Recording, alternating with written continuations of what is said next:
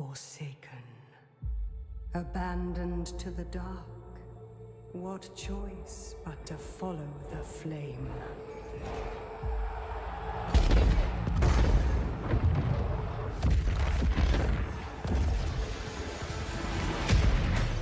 The fire to tear down the old ways. Burning away all fear, doubt, and weakness.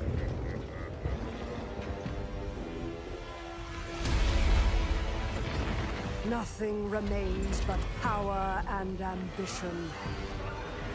This roaring fire will always demand more. More fuel. More sacrifice. The fiercest heat to forge the hardest steel. Destiny. Rising from within the crucible.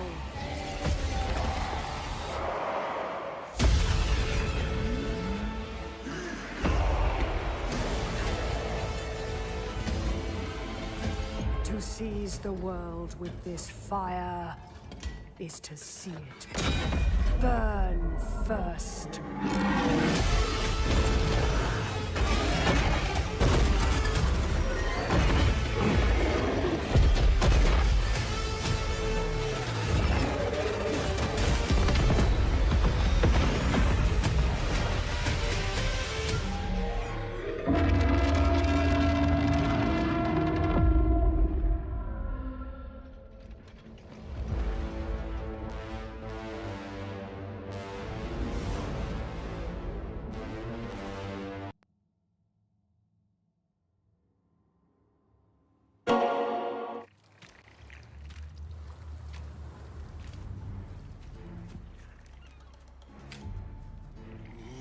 Believe us. The tales we could tell.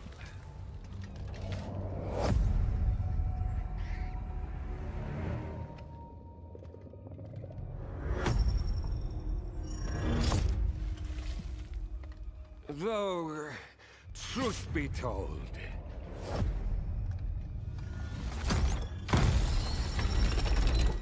it started very poorly.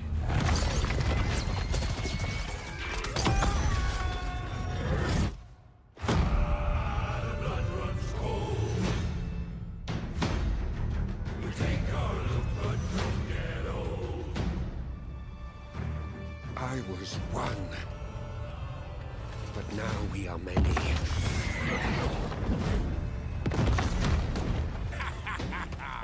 We all agree on one thing. To sail the coast. Hunt down those lizard trinkets. And we will find them.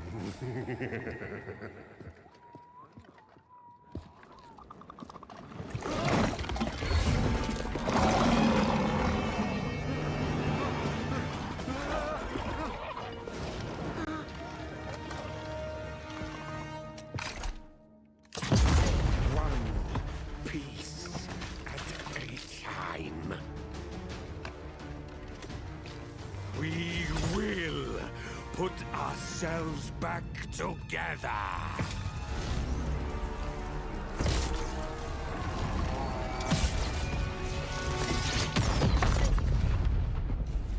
Fortune favors the infamous.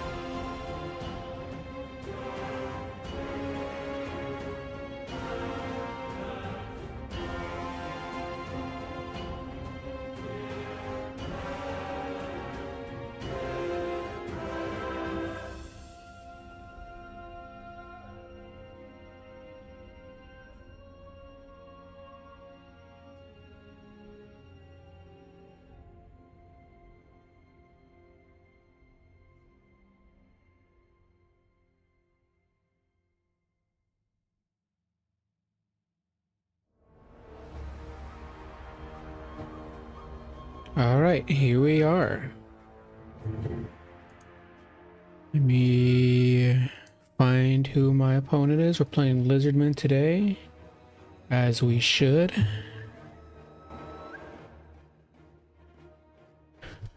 Let's take a look and find who our opponent is. Blood Penguin. That is a tough opponent right there.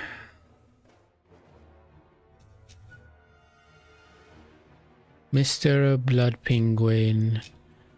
Oh yeah, let me change up the maps, because this is the same maps I did last time. I'll do it for the next few rounds. Everybody help. Map infos and pictures. Let's do some Celestial Lake. That's some fun one.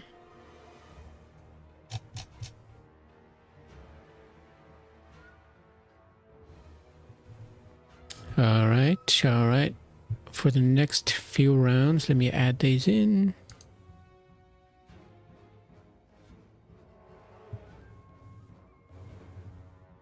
Celestial Lake is a good one. So is Crater of Decay. I love that one.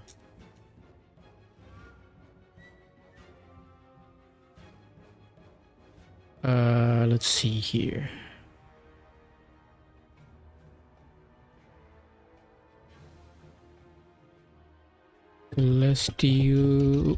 Celestial Lake.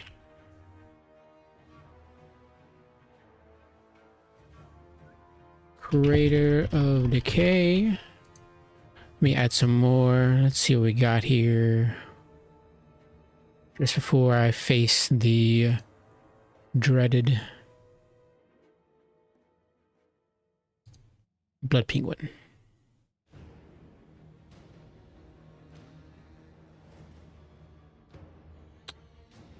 Dunes of Cain.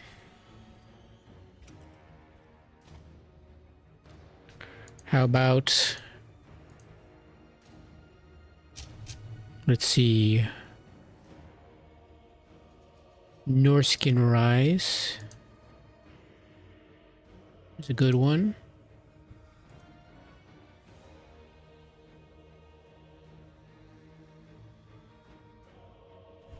Norskin Rise. How about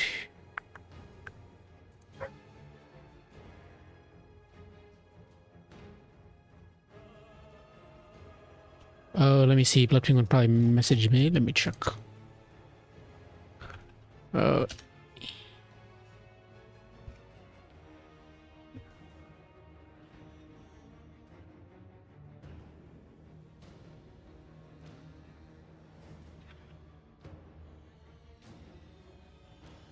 Penguin.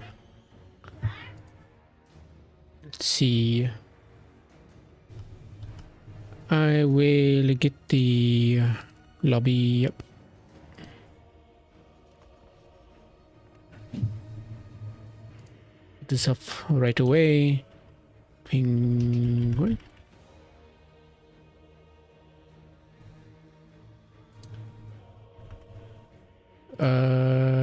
Change this. There we go.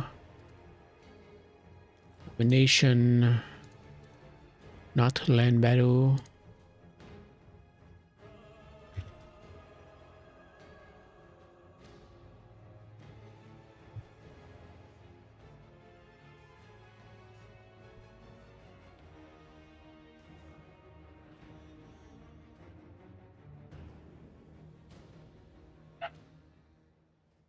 What the hell? Heath, it's been forever. What's up, man?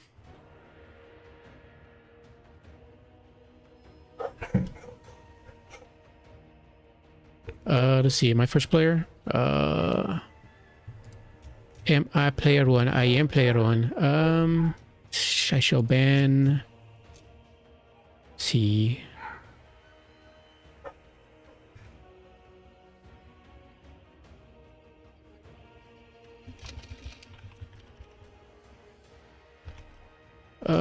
Yeah.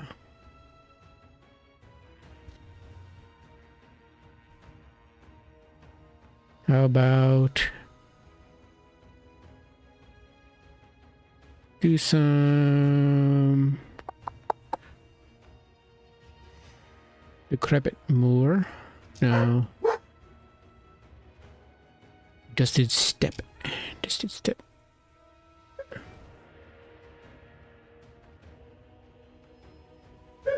Glade of the Everqueen. Let me add that one in.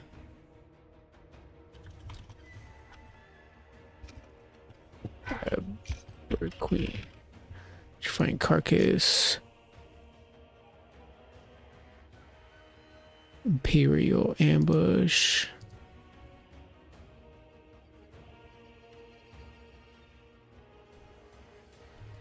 Imperial Ambush.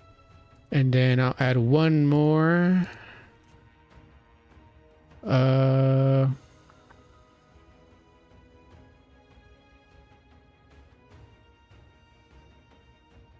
I'll just do Pit of Treasures again, why not? Pit of Treasures. Just to move on. Alright, we are playing a temple. Yeah.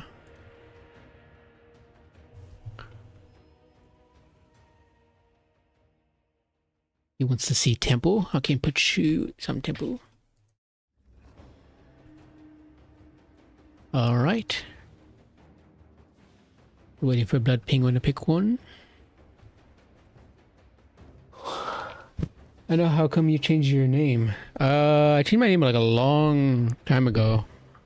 I don't even remember how long it's been. Since maybe 2 years ago? I just don't go by Melonhead anymore.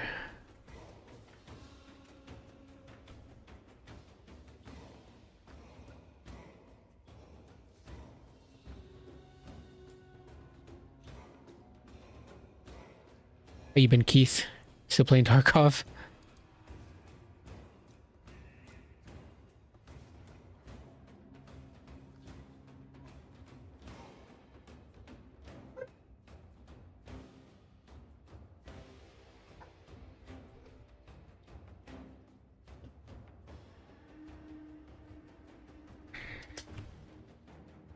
Let's see. Plant.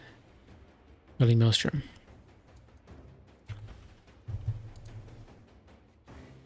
Alright, playing Whirling Maelstrom. I've got the Lizardmen up against Wood Elves. Not an easy matchup for the Lizardmen. Much slower than the Wood Elves. Let's see. Lizardmen versus Wood Elves. That's land battle. I don't have anything for... Shit, I don't have anything for Dom. Okay. No good. Domination, let me check. Make sure. I don't. Okay. I'll have to figure something out. I'll have to figure something out. I think I have an answer. Let me check.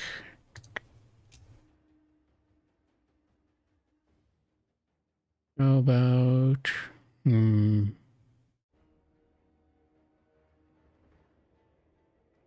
You do one of these. Yeah, that's pretty good. That...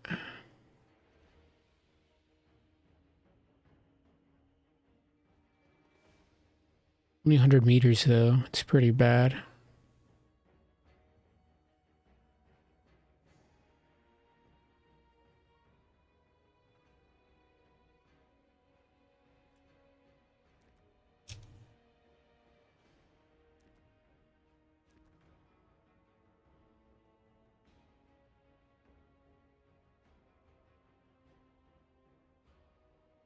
I could do something like that. Yeah, that works. He's already ready. Freaking Blood Penguin, man. Okay. Let's see. Let's get some of these boys.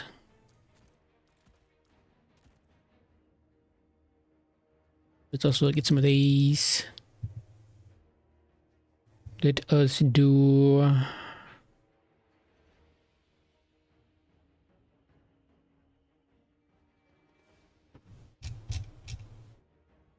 Gonna need some speedy boys. One of these dudes.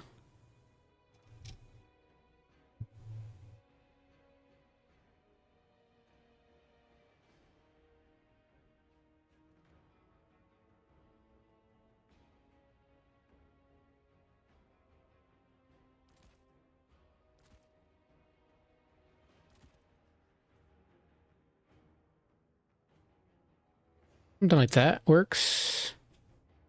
Maybe I can put some more of these in the...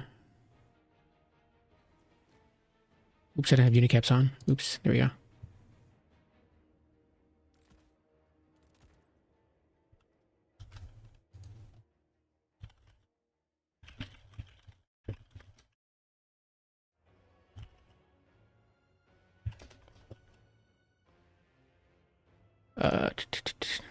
Okay, I can get one of these bad boys here. And then...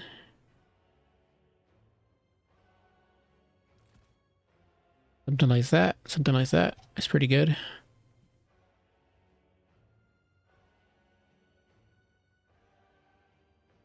Gonna need some more... This.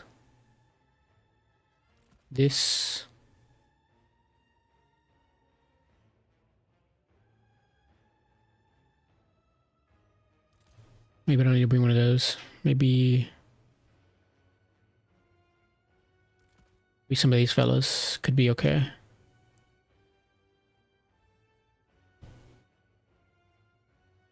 Yeah, that's fine, I think. A little low on mobility.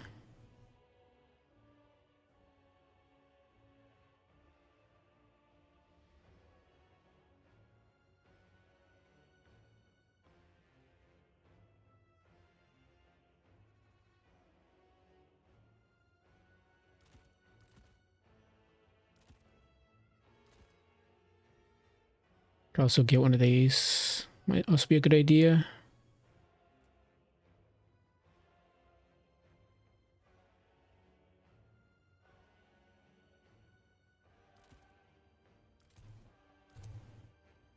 Okay, yeah, that works. We'll see how this works. See how this goes.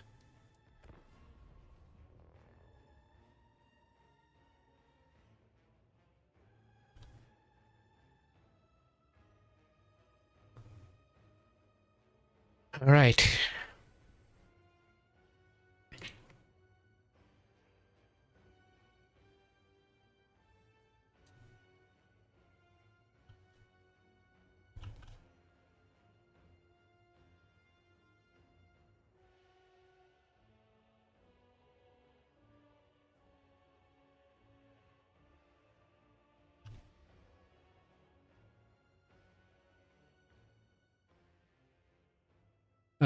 Blocker. We're on the Wailing Maelstrom. Let us see. We're up against Penguin, a pretty tough opponent.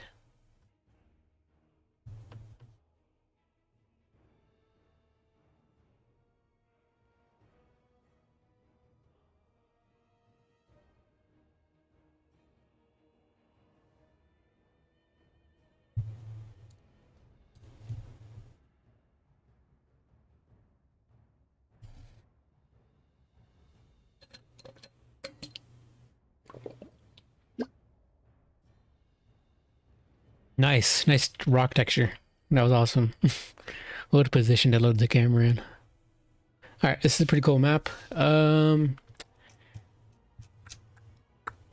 really bring much ranged aside from a single solar engine. We just have to hope that it is enough.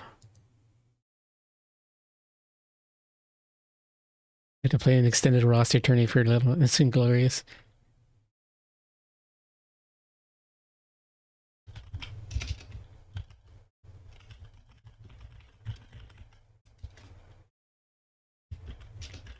Wood. 4.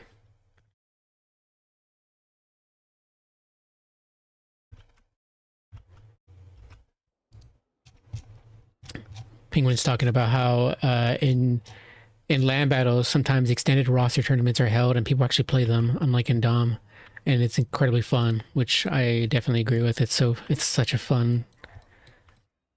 It's so fun being able to use those units. Ooh, my camera's still on cinematic. Should be okay. Ugh. Okay. I have very little hopes of beating Penguin, but I will try my best. That is the very least I could do. Send those guys over there, maybe. Go through the trees. Go for a little bit of a source push with those shields. Wouldn't hurt to send the skinks to the middle. Send Mr. Slan over here. And send some Cold One Riders this way to keep them in the forest a little bit. We got with a whole bunch of Saurus. I almost thought about bringing cold ones, but I do not. Or rather, horned ones, but because Widows hate heavy cav. But we should be alright.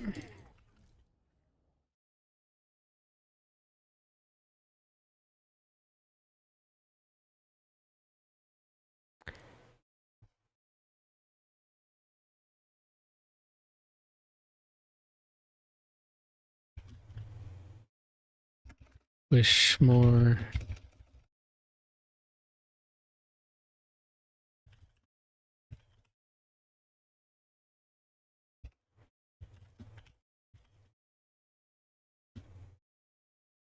So I was root for the penguin.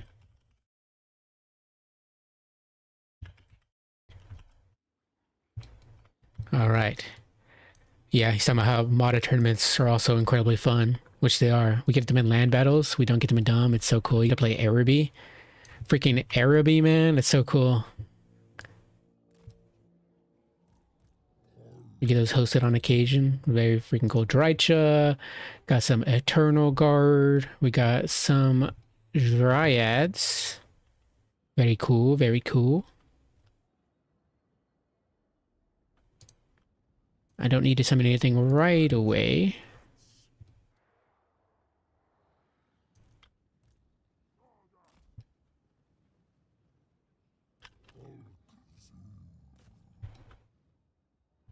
Shoot Drycha in her stupid wooden face. Shoot her. You're probably gonna miss, but shoot her anyways. Oh, that's no good. Back away, back away. No!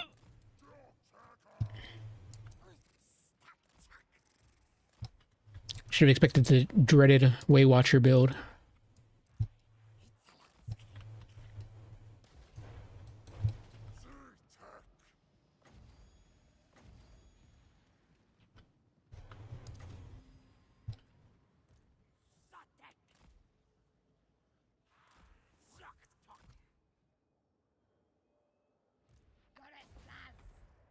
No, Solar Engine. Pay attention, please.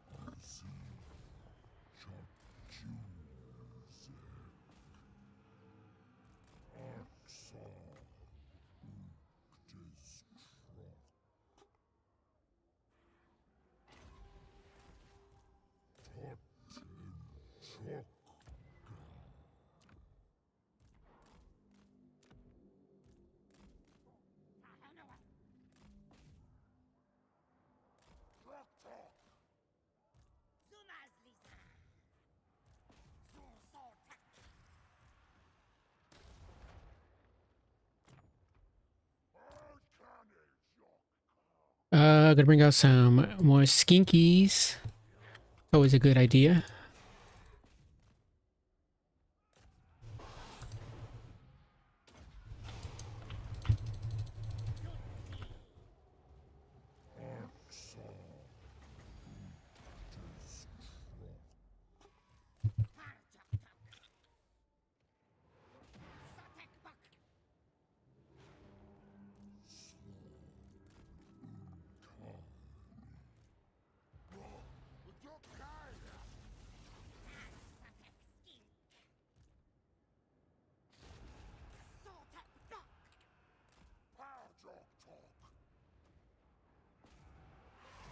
Hey, that's a very good chain lightning cast.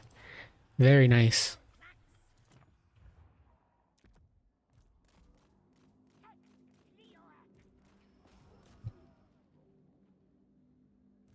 Quado's great there, doing some pretty good work.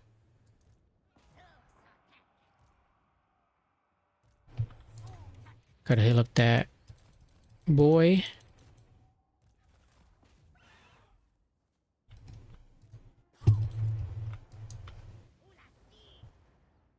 Ooh la skinks! Quado's doing some good work, but... Are they just staring at each other? They don't even do anything.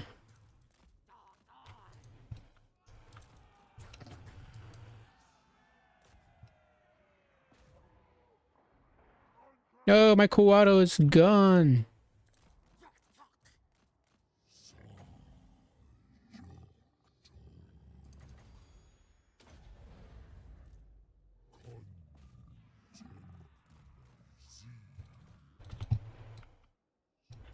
My Saurus, they've been destroyed.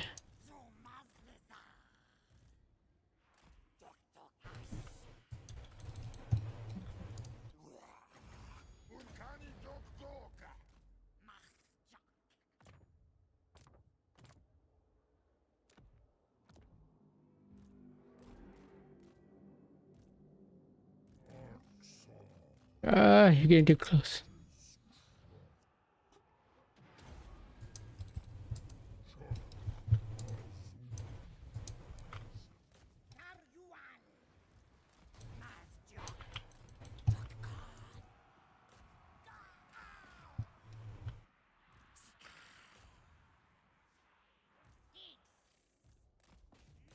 Hola, skinks.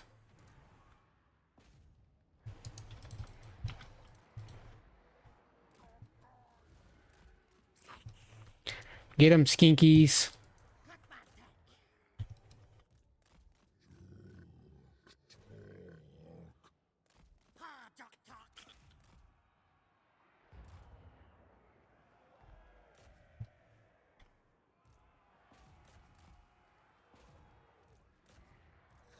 Get on my skinky fellows. My little skinkers.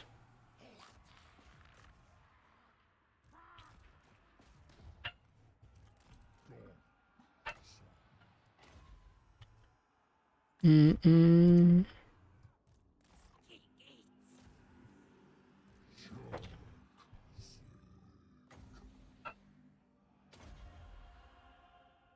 Come on, get him. Get him! Nice.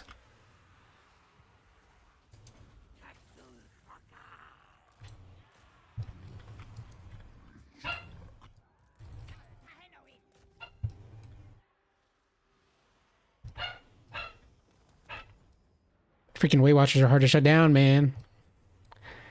Let's see, what can I bring here?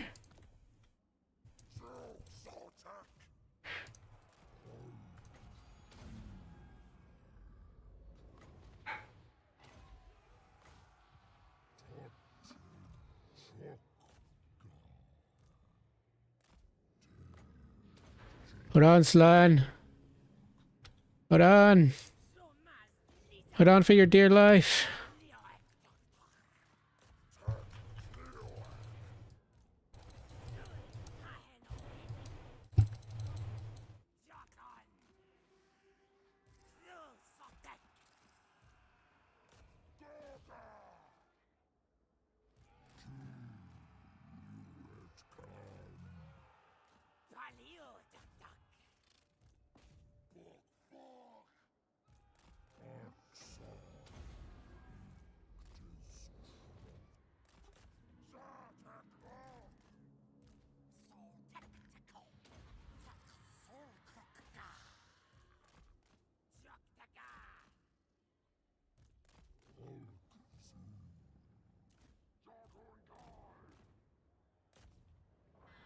Killed Raicha just for the fun of it.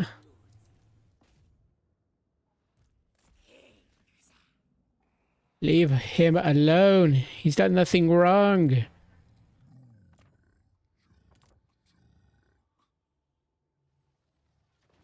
You bastards!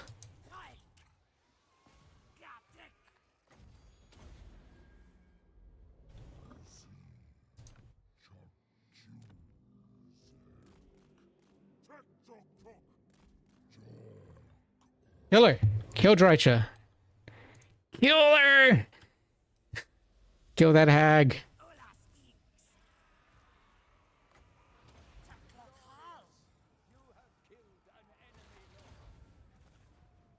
Nice. Good job, guys. Very proud of you.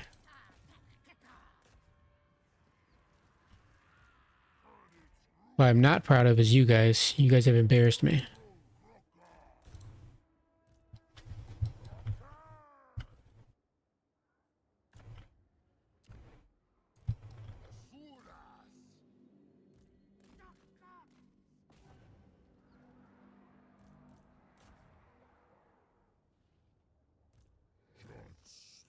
Good job, Slane. You're still alive.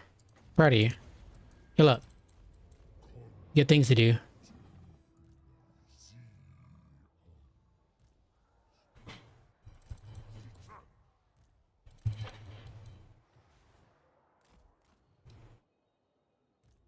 I know it's like practically over, but like what if it wasn't, you know?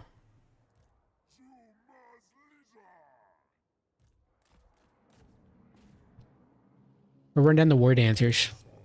Screw the Zotes. They're nothing to you.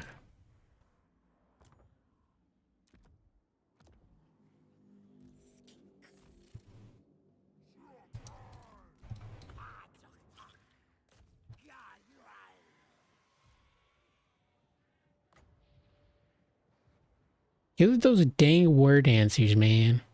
Kill them.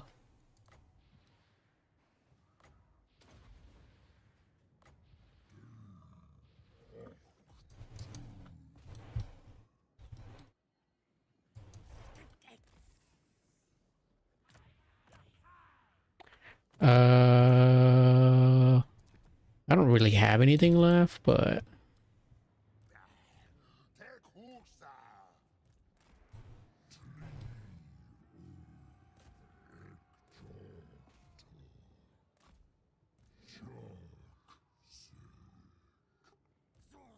theoretically it's already over. It's been over for a little while, but it's fine.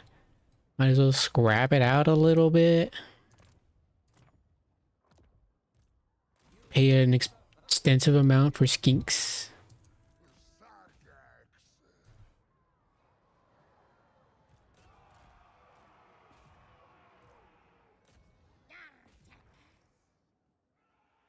Okay, okay, now I'll give it up.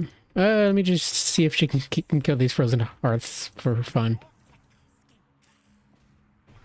Sacrifice my skinks to some dryads and GG.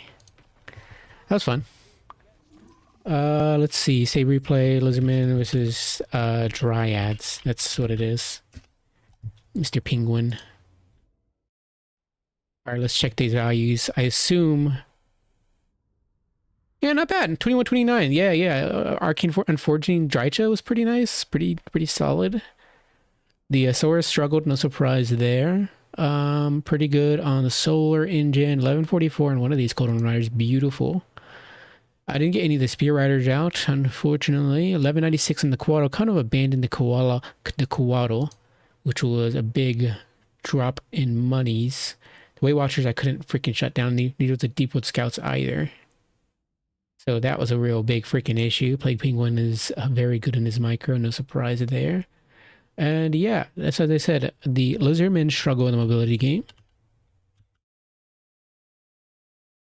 And as last as I recall, previously the time I played them against Nerexa a long while ago, things were going pretty good for the Wood Elves. I don't know if Blood Penguin has input the score, but once he does, if he hasn't already, I'll do it myself. Okay, wonderful. Advanced Swiss.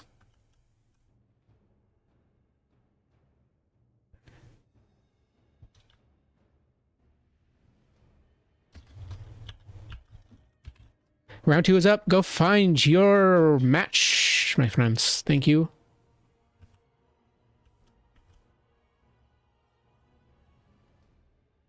Now they're doing them zotes. On damn zotes. Somebody. That's who it is. Let's see who I'm up against. I am up against...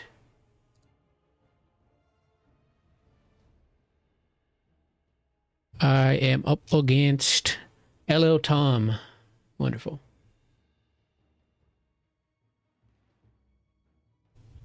Let us find LL Tom. Oh, they've messaged me already. Wonderful.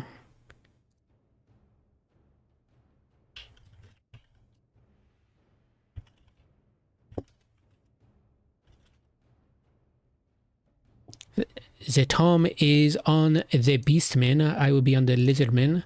Am I player 1 again? Yes, it seems so. What are the maps that I have selected? Celestial Lake, Norscan Rise, Siege of Salarenium. Let me check the Siege of Salarenium. I do not remember which that one is, even though I said it. All I remember was that it was cool. That's all I remember. Siege of Salarenium. Let's just check. Siege of Salarenium. Interesting map. Yes, very cool. Okay, I'm not going to ban this one because it's just too cool. I honestly want to play it. Norscan Rise, Celestial Lake. I shall ban. Celestial Lake is pretty large, but let's see. How big is Norscan Rise? I think it's smaller than Celestial Lake. Norscan Rise. And they are the Beastmen. I shall say less sneaky wood elf Beastman shenanigans on Norscan Rise, so I shall ban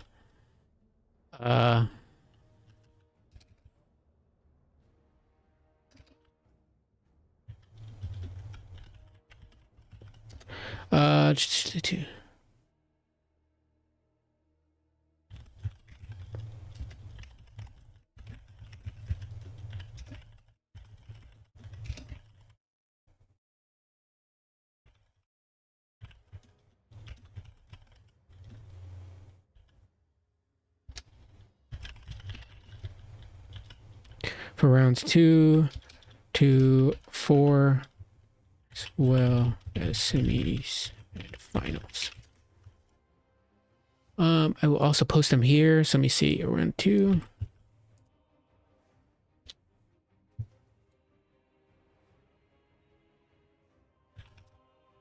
I'll ban Lake because I think Beastmen are going to have an advantage with the Lake.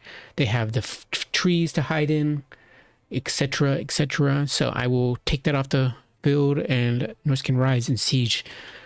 Either way works for me. I think Siege is just cool. I've never played on it before. I don't know how much advantage either faction will have on it. It feels almost like a bit of a silly map. I'll just be happy to play on it either way. So we'll see how things go.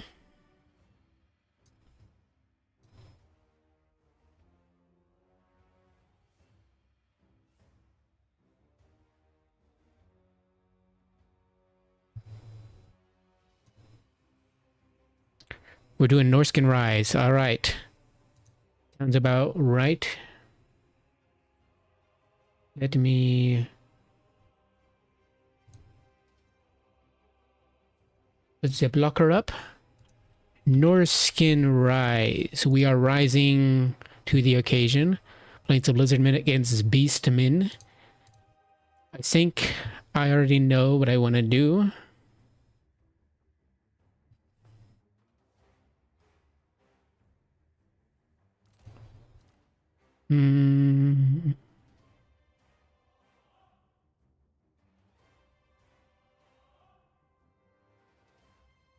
Could be boring to go fire, but I'm not gonna do that.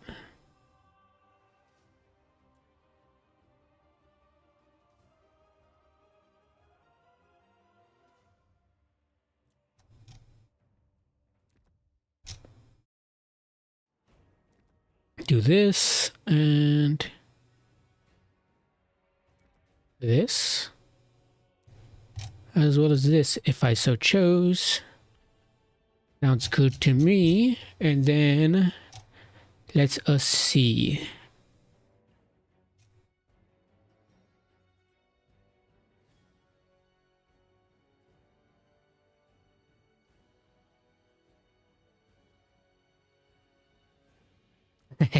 Okay. Yeah, that's fun. I'll do some of these. They're pretty terrible, but...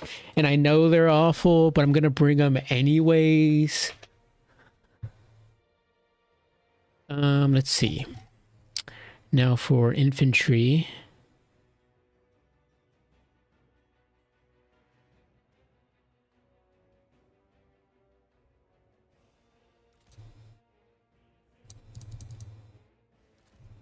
Something like that could work. Something like some of these could work.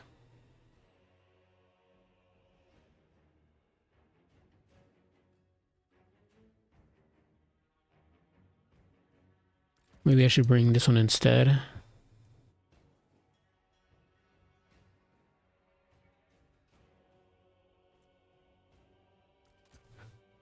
Two instead of those. One here. And bring out one of Zay's bad boys, maybe.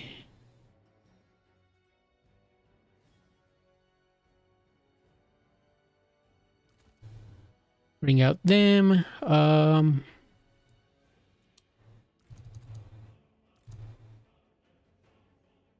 And heck, why not? Let's do one of these. That sounds good to me. I like that. I like that. Could probably upgrade one of those. No, I can't.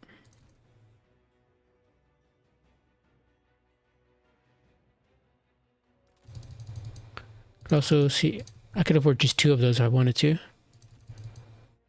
Go to the cheaper ones. Yeah, that works for me. And then...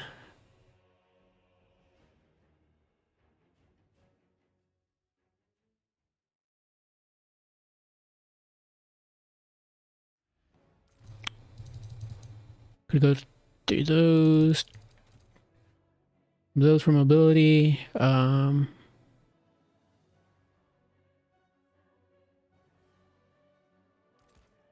of those. And then I think I'm going to need some of these.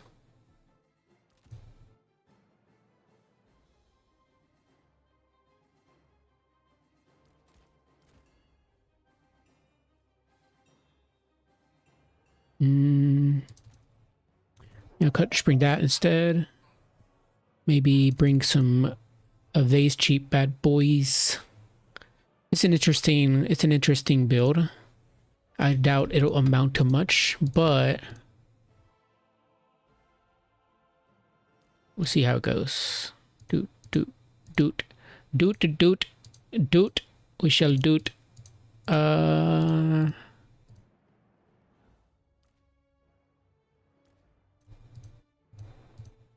Gotta have something here. I don't have the 0 gold spend, man. This is messed up. Alright, that works.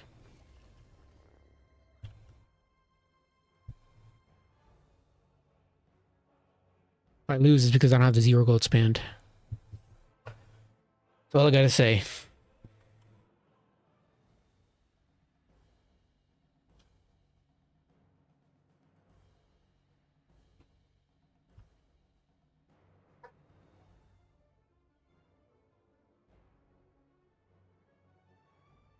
I don't think we have any Slanesh players today, do we? Let's check. I don't think we have Norskin either. Kislev, we have a lot of Kislev, Demon Elves, what the hell? Dark Elves, some Dawi. I don't know what DL is. Dark Lords. What the hell is DL? Maybe it's a mistype. Beastmen, we got some more Dawi. We got some lizards. Some green skin. I should have gone green skins. Green skins are fun. Nurgle, but lizardmen are also fun. So beastmen. Yeah, we have no Norskins, no Where's the chaos? We don't got any Slanesh. This is nice. This is nice. It's comfortable. What the frick is DL?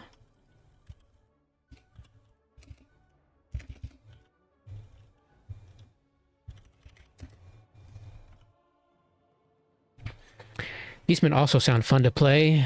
I've played them before. Could have been nice to play them again. Extremely fun to play in land battle. Let's get rid of that blocker.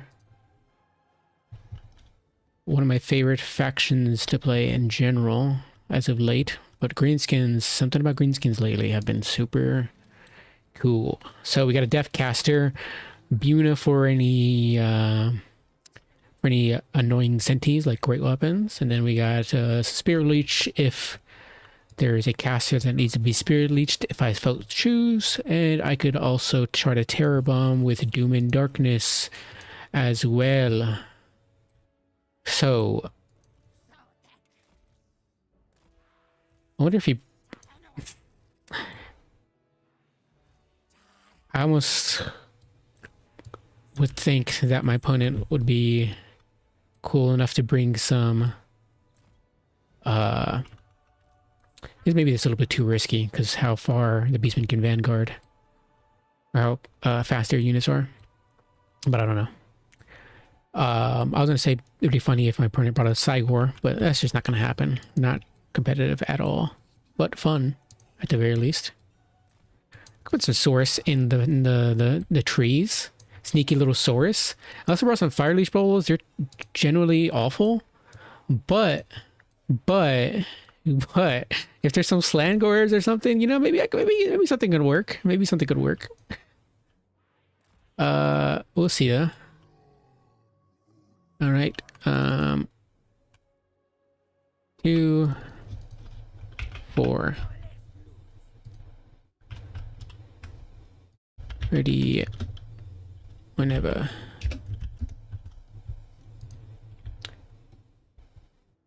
Gotta try out the fun stuff on occasion. Fire Leech Bowls are interesting. They're not good, but they are interesting.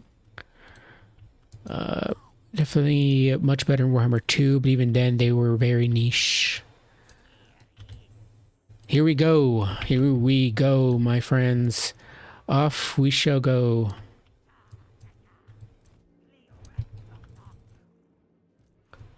See, look, there's some gore herds over there potentially. Yeah, some gore herds we can get some free value on. Hell yeah.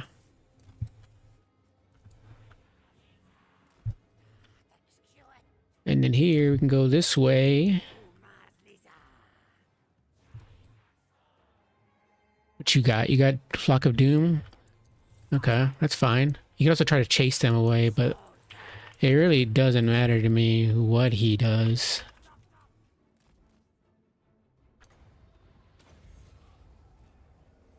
You got some harpies just in case. That's perfectly fine. I can fire and shoot is the thing. So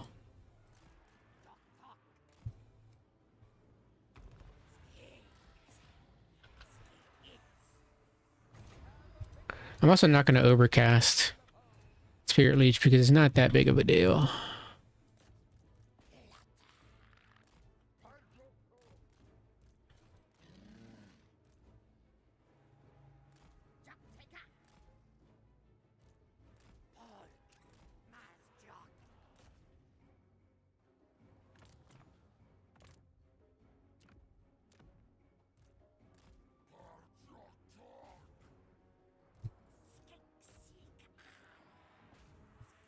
They're not going to do much damage to the best of Gore Herds, but that's perfectly fine. I don't need them to.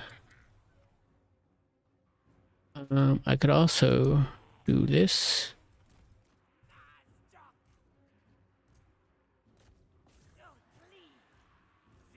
Back off.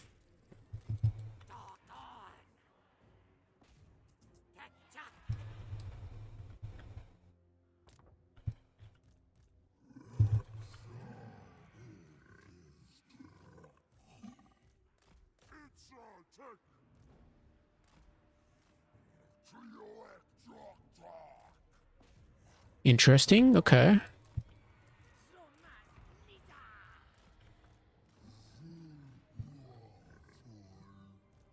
3, back them off.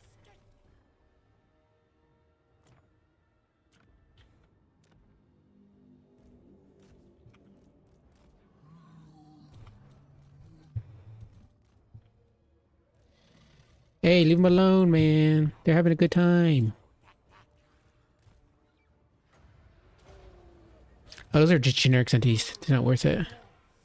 I could senti these.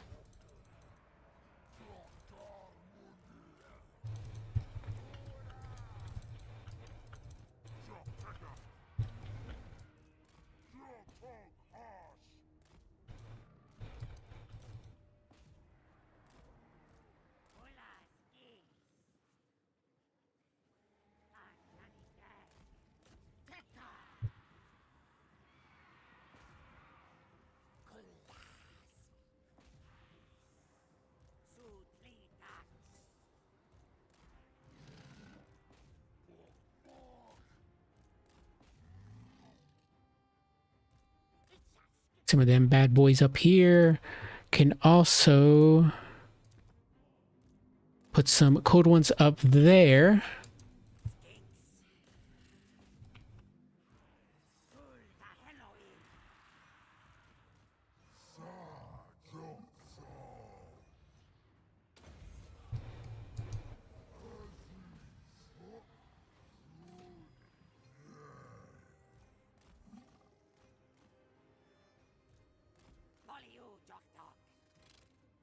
Fly them bad boys up.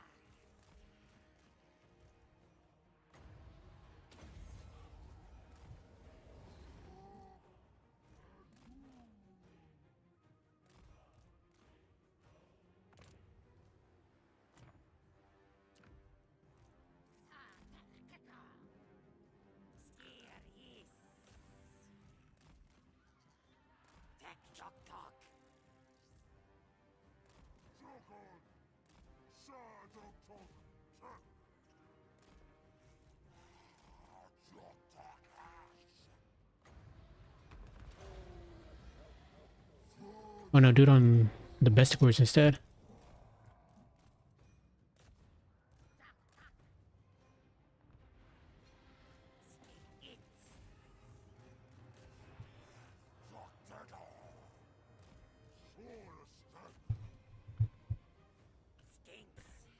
Yeah, get them boys. Get them.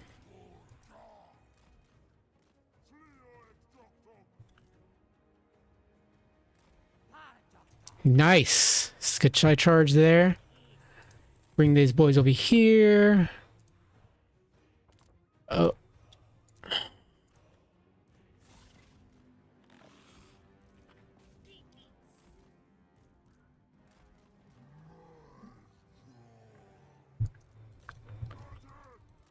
Hey, leave him alone. Be nice.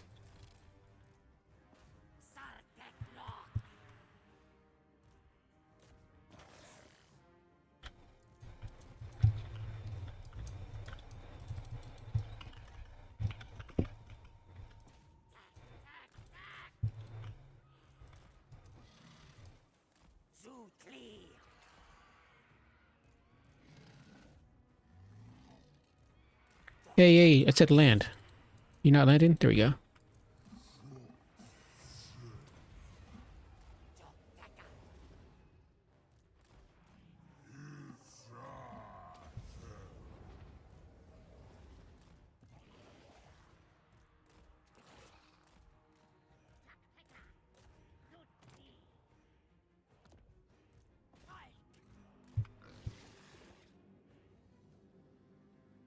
Yo.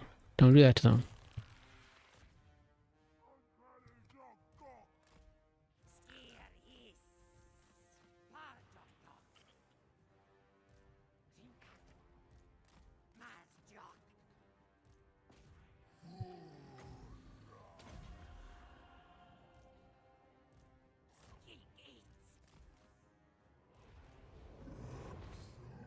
pretty good, pretty good. Those throwing axes. I need some more bodies on the field. All I have is this. That's good enough.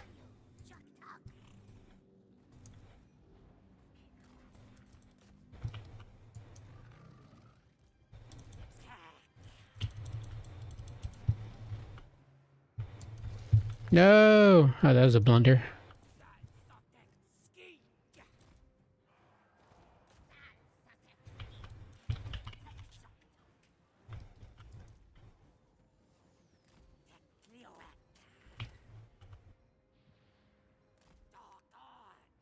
I could just drop a bomb before I desummon them.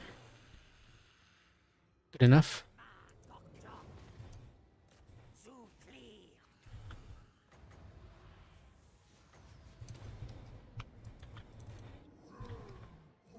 Can do me darkness, those boys. Nice.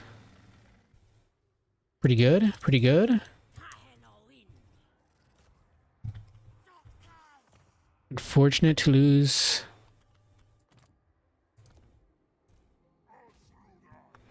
those guys, but that's fine.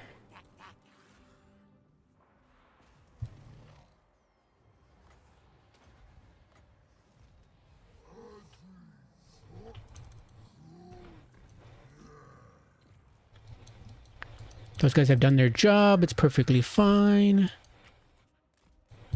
Malagor's being a pest.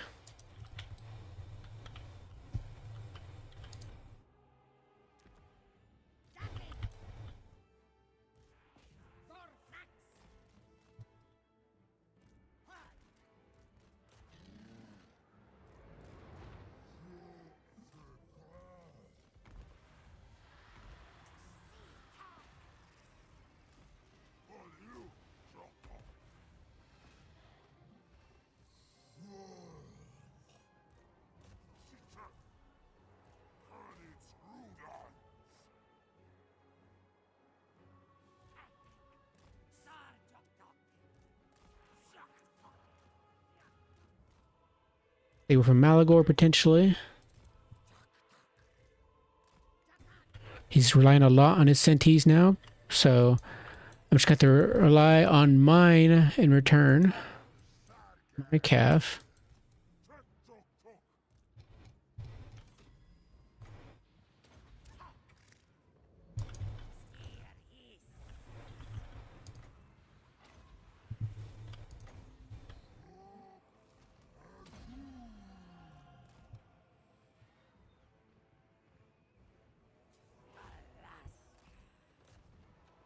That's fine as those skinks die because they don't actually matter too much anymore.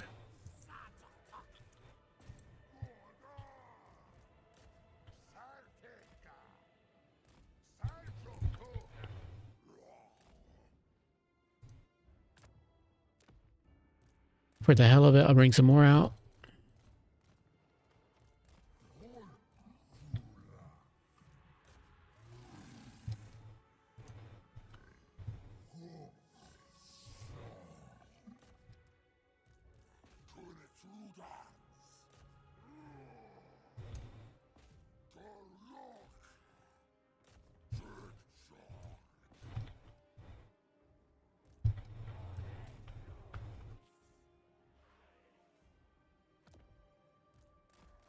Bring some more bodies out. Yep. Okay, we have that dominated at the very least.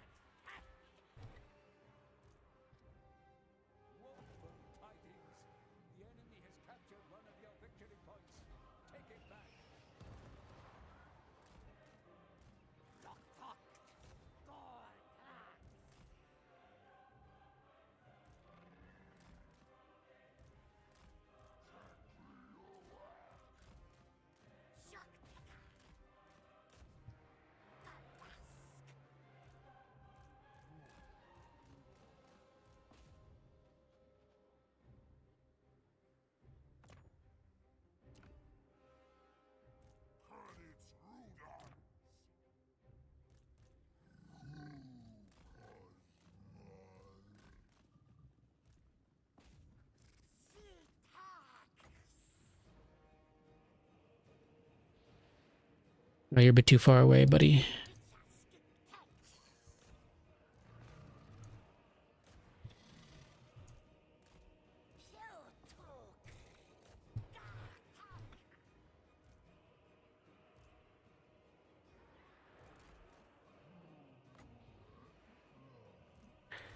I mean, if he wants to focus on that side, that's perfectly fine.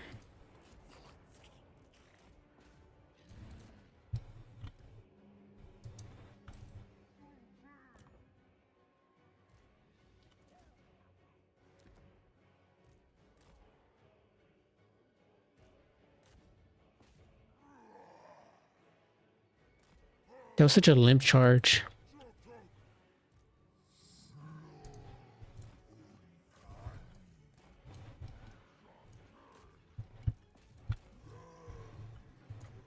Unfortunately, I wish I could push that put the shield down there, though.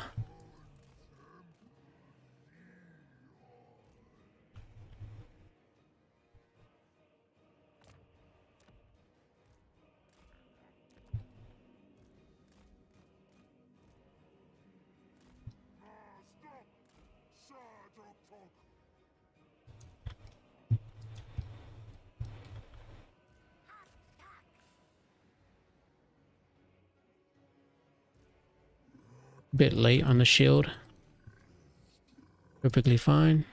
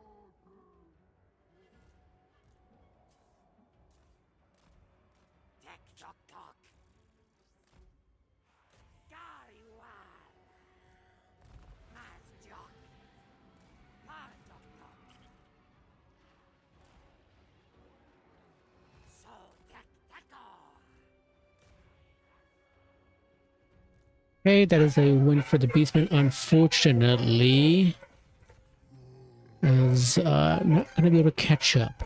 It's been too late now. But it's fine. I went with a little bit of a mean build anyways with Fire Leech Bolus. Pretty terrible unit, but that's fine.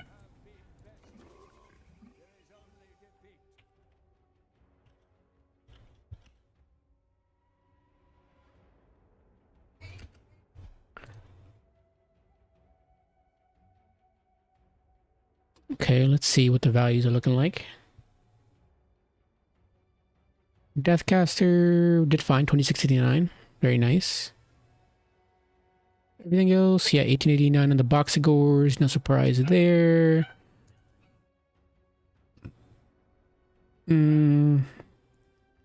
Okay, values. Where I failed was memeing about and then resummoning the bolas, despite how terrible they are. Let's see. And then the Besticor spam. I did not expect. But the Besticor spam is not that big of a deal.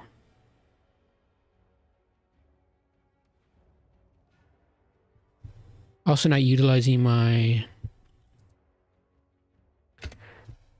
using my Fate of Bunas right, because I use them on Bestigors, and again, they're not really that big of a problem. Bestigors are pretty crap too. Would have been better to hold on for Sentis.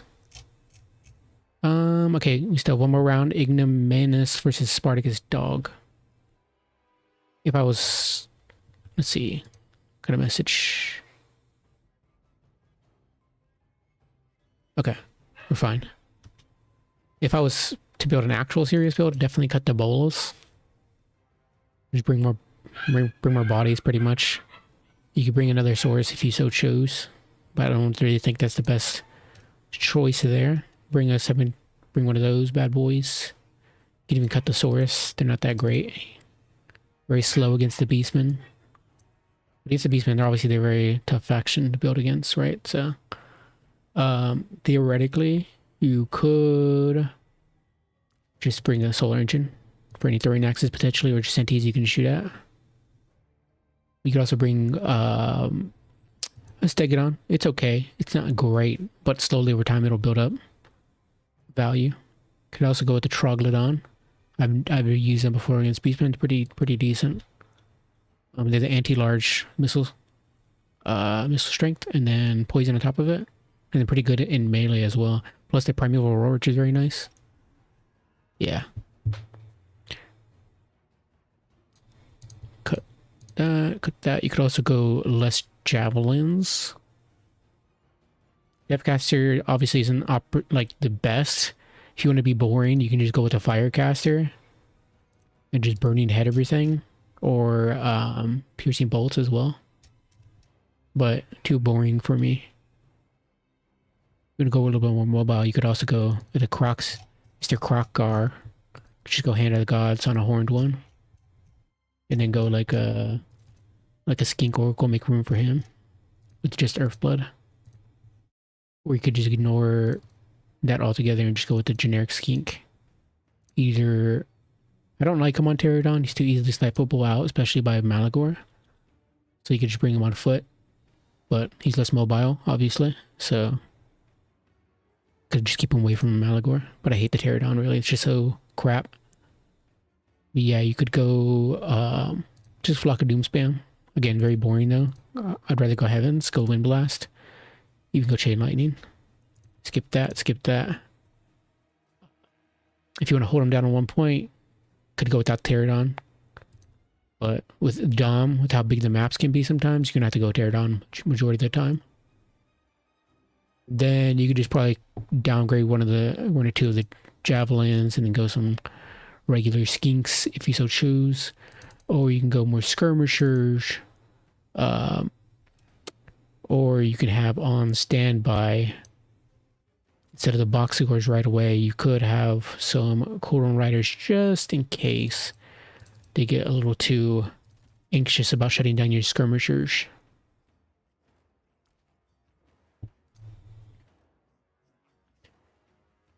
But I do think the Skirmishers are very good here.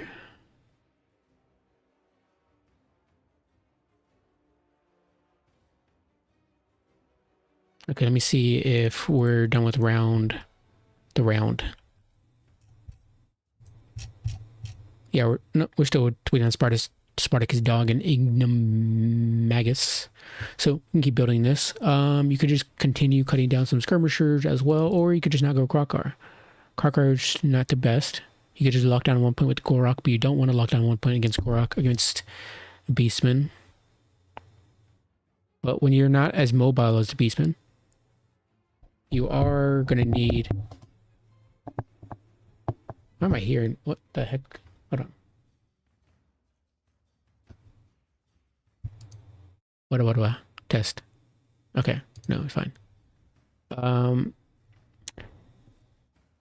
You could as well go with something more simple. You could also just go with Tehanoini. He's very good. He's very decent in melee, rather. Pack of Sotek. Go to the Blade Serpent's Tongue because it's terrible. Could go on a horned one. It's not a bad idea, but he can get surrounded by Sentis. Just go on a Ripperdactyl. Give him Flock of Doom. Could even choose Panapendral Pelt if you so chose, because your cold ones can be pretty slow. Though you can also go Curse of Anri here to slow down any Sentis or Minos if you so chose. But Amber Spear is also decent there as well. Wild Heart, Arcane Conduit. It's not a bad choice. Cut that. An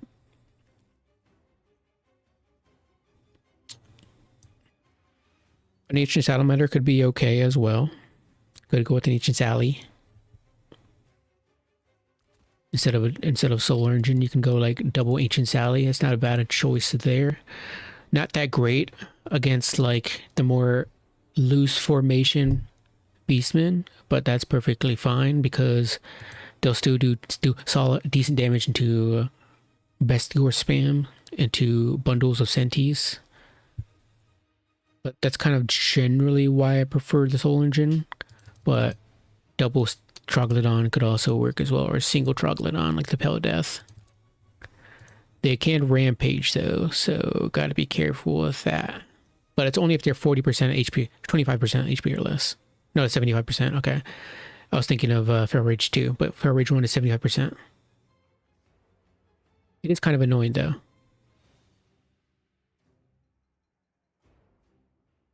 Just gotta be careful of that. So let me do this. Okay. But yeah, as a lizardman, you're always gonna be on the down foot against the beastmen in a more open map.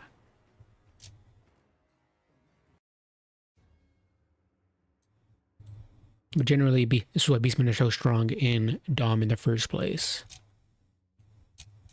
And lizardmen aren't that high up in the leaderboard at the moment, or for the stats for this exact reason. They struggle with mobility. And even though they are decent at holding the point, like swords just have really high leadership, they're not gonna kill anything really, and they can be hammered and anviled thanks to the Sentis spam. But you can also just mass out Saurus. But again, that's what the best gore spam is for, to counter Saurus spam. So that's just generally gonna be the issue, is that you're not gonna have the bodies that the beastmen are. Umbral Tide are obviously great if you can actually protect them, not subbing them out like I did, which is just like very little protection. Spear Riders, you might not really need it. You could just go mass Feral Cold Ones and Cold One Riders. I do like the Pohawk cohort. Horned Ones aren't going to be worth it in this matchup at all. You could go with like just 2 Spear Riders if you so chose. Just for Minos. The Cold One Riders trade fine into the Sentis. Even the great weapons. Because the Spear Riders rely a lot on their anti-large at 14, while the Cold One Riders just have better base stats without having to rely on anti-large. And you don't generally need and they're just like a little bit more expensive for that anti-large reason. So you just want to spam out as much cheap cav as you can to try to compete, and they'll trade just as fine. But they do have a little bit what was it, I don't know. If it was like things that was with the weapon, with the bonus versus large, you do get a little bit more melee attack overall against the Gold One Riders, but it's not that big of a deal. Especially considering you can just give them Panda's Petrol Belt if you so chose. But it's still 7 WOM. So yeah, Plague of Sotek is okay, especially if you want to throw them into melee to help out. Could also go Nagai. Nagai's not a bad choice as well, but again, he's not as mobile. Norskin Rise, a map like Norskin Rise is not gonna do you any good with him. Let me check the bracket. Yeah, I'd probably go something like this. Okay, Advanced Swiss. We're on to round 3.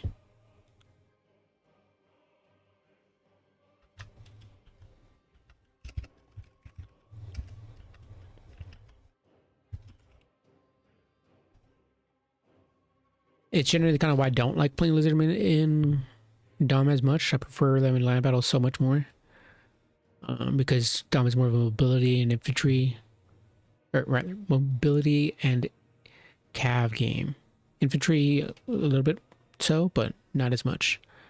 Round 3 is up. Let's see who my opponent is. I've got Drexel22. Hello, Drexel22. I got a message presumably from them. I'm out of this person. Thanks for telling me. Okay, Spartak has dropped. Dog has dropped. That's perfectly fine. They dropped themselves. All right, Drexel 22. Who is that?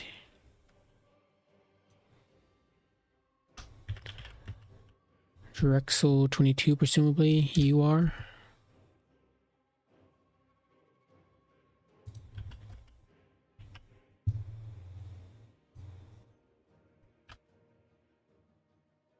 Hey, we're up. I am Lizardman.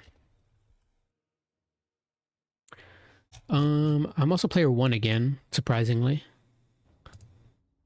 Let me invite.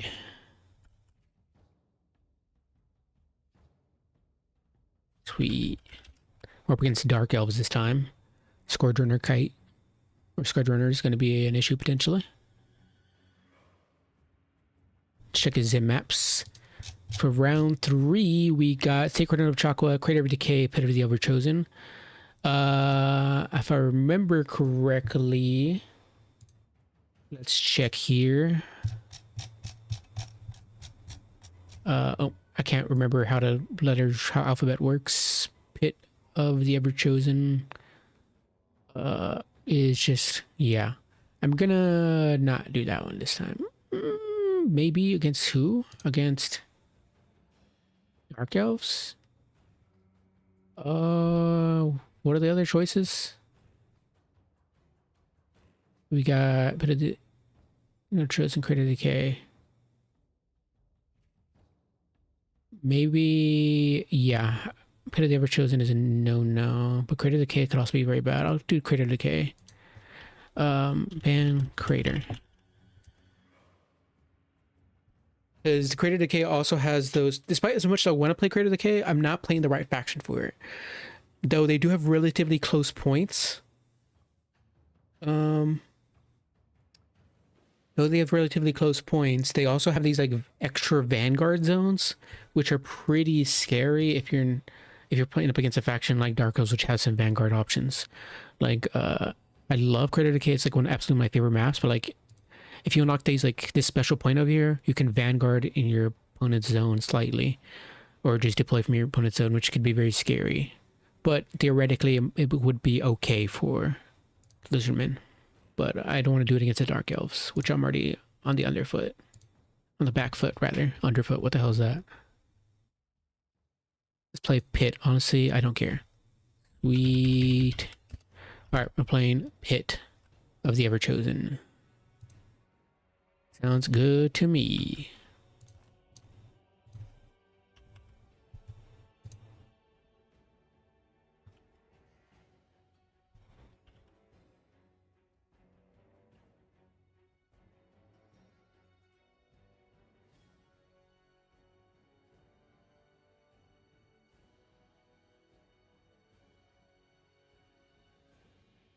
Alright. So, Lizardmen against the Dark Elves. First, let me save this concept. Lizardmen concept. Okay. Now, let's move on to the Dark Elves. Now, last time we played on this map, we struggled a fair bit, but maybe we'll do better this time. Against the Dark Elves.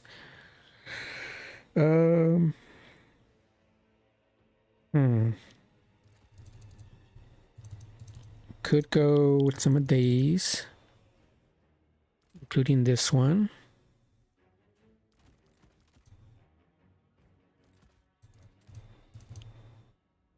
Could also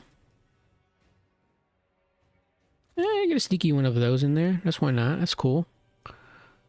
Against the Dark Elves, we might.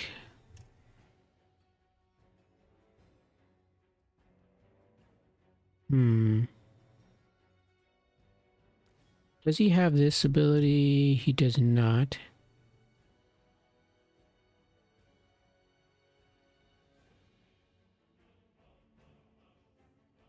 I could go this guy. He's a world beater. He is an absolute world beater.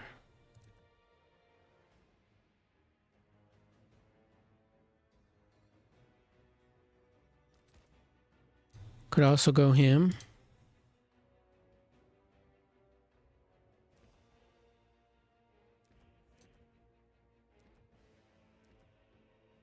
Yeah, that works. I'll do that. And then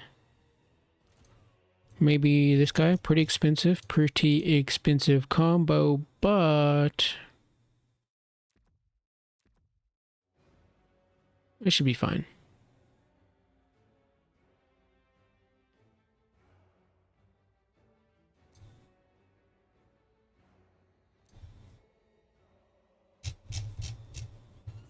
Very expensive combo.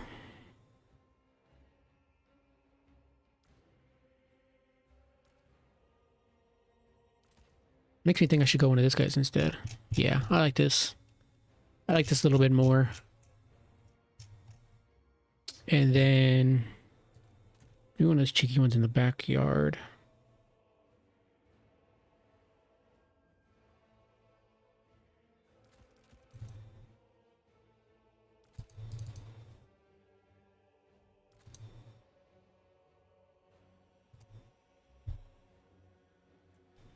Should have some of these in the back pocket as well. They're not terrible. They're relatively fast. Hmm.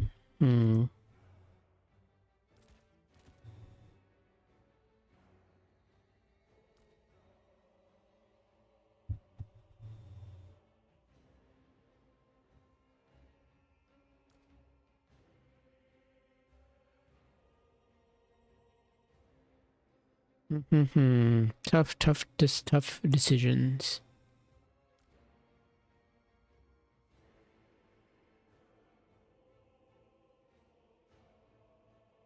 Okay. Okay, I think I know what's what. What's what.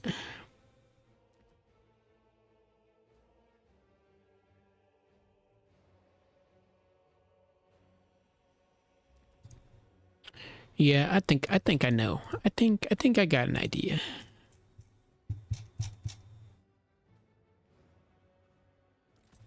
Cut that and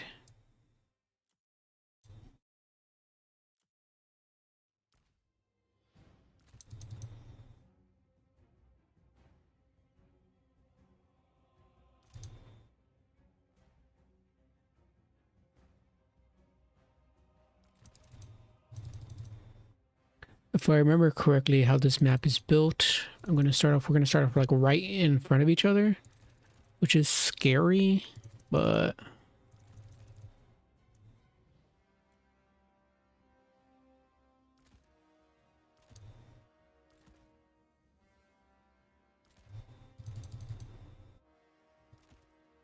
okay, yeah, that's good to me.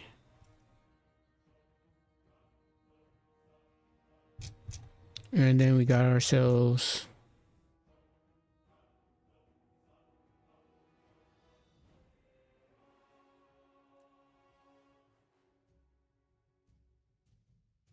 okay, yeah. Okay, I got an idea.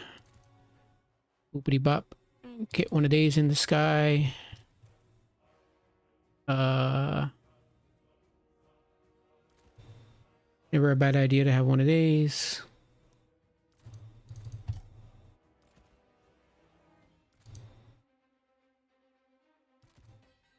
Okay.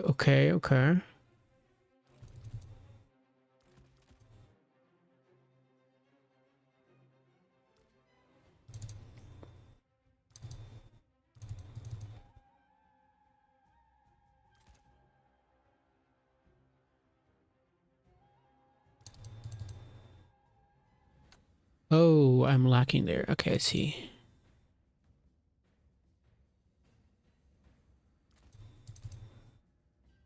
I'm lacking in that department.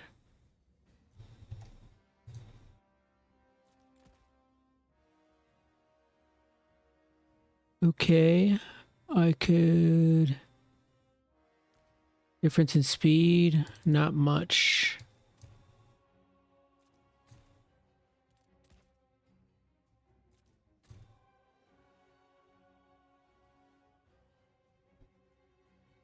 Okay, that's fine. That's fine. I'm gonna need something a little bit more punchy though. Maybe one of these bad boys.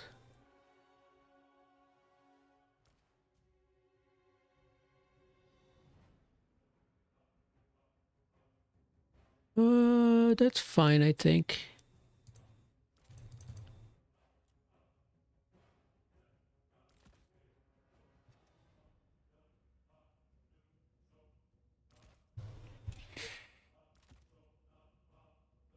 Okay. I'm satisfied with that.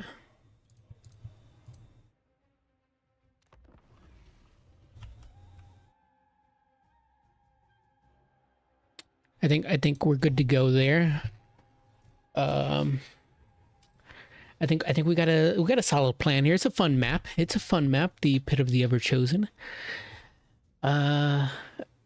Maybe lacking a little bit in some departments, specifically the one with the ranged components, but it's okay. I got one of them. I got one of these bad boys here. These fierce ones. But I'm gonna try to go all out here. I know we start off right in the center, which is super fun. Maybe the lizardmen will have a fair chance today against the Dark Elves.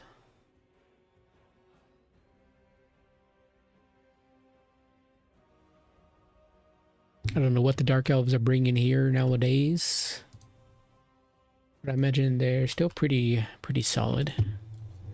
I do got Mr. Mazdamundi here on Jlak. I got some Croxigors to go up against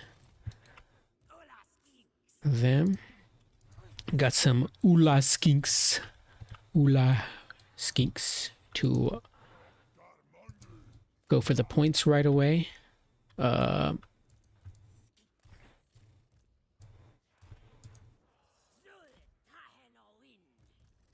Tohindo win.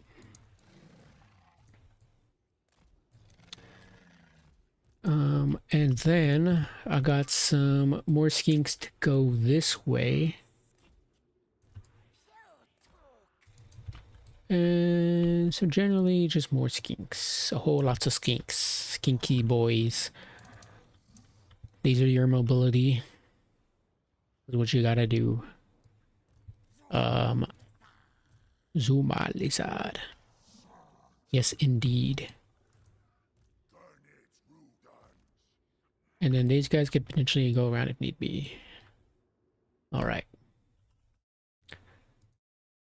Ready, look, have fun.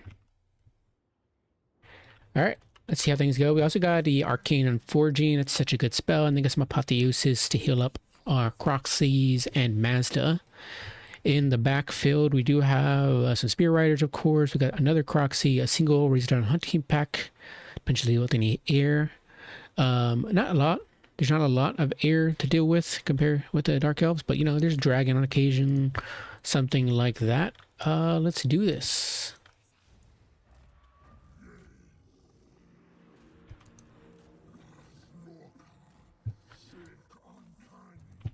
Okay, gotta speed things up around here. Nope, gotta stay away from them.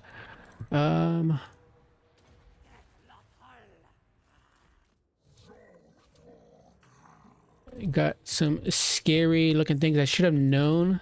I figured rather that there would be push into that backfield. I figured that there would be Scourge Runners because you gotta bring them bad boys here. They're just good stuff.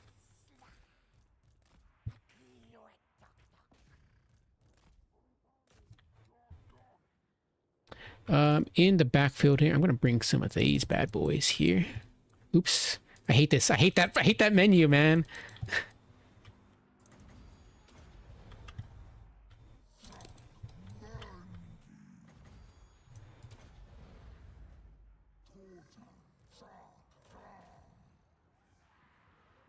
Nice. Okay, doing pretty good there. Might be able to get a little sneaky little banishment there. We'll see. Maybe it'll collapse on these Dark Riders. They're not anti-large by any stretch of the imagination, but they are decent nonetheless. Especially if they can collapse on something. Let's push into that backfield. Let's go around. Let's get some sneaky little potential plays here. We're gonna get some cold ones out.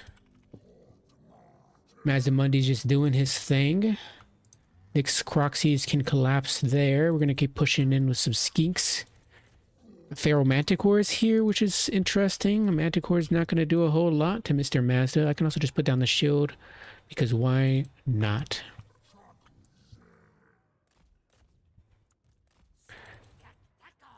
Let's keep pushing there. These guys cannot die. They will keep cannot dying.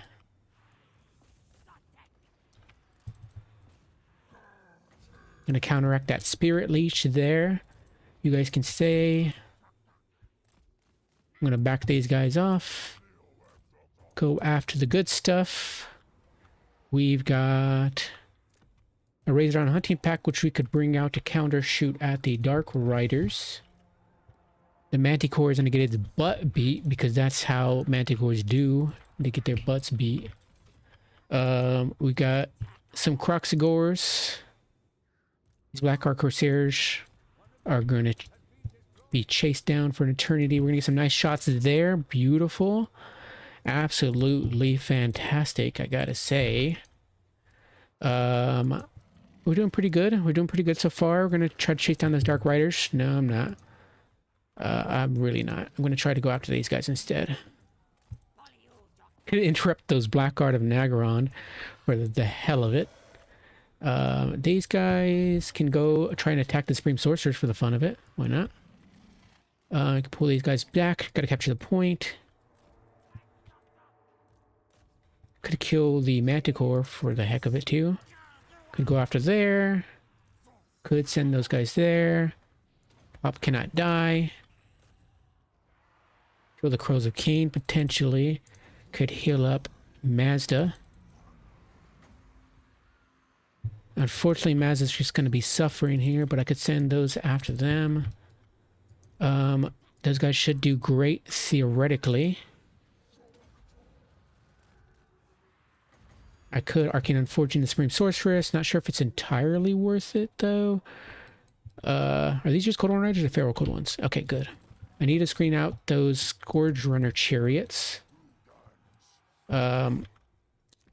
Bring out this Revivification Crystal.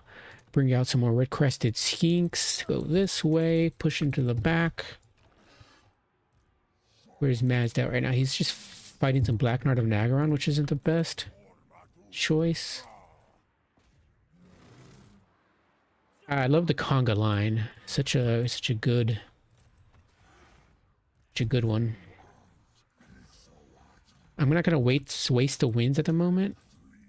I could just fill up Mazda as he is. Could go after these guys. The Razor Dawn hunting packs are doing absolutely beautiful. Did he never Arcane Forging them? I guess not. I may have gone out of range for that. Will the Razor Dawn hunting pack actually hit her? Yes, it will. Nice. Beautiful. Could do this on a Blackguard. The cohort of Sotek are living with one model. Very good. Oh, the Riperdactyls are in a tough position, but that's okay. Get out of there, Razor Dawn hunting pack. We really don't want you suffering like that.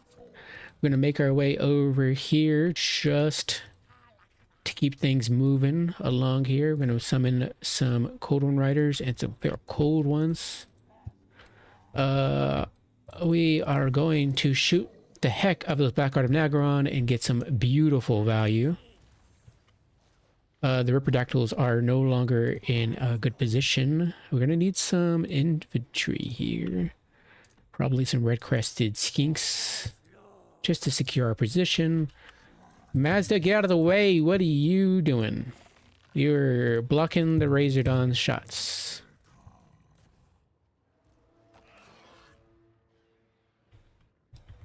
Razor Dawns are also going to need some help here soon. They don't really have any mass at the moment, so we're going to need these guys to come over here. Maybe get these Croxies to come onto the point. Mazda can just do that. Do little silly things. Could also do this. What are they taking shots from? From something. Something hit them. Can you guys pop your "Can I Die Yet"? You have one model left. One model. I thought I told you guys to come over here. Let me unsummon you, Skinky. You're doing your best, but not quite enough. No! Leave him alone!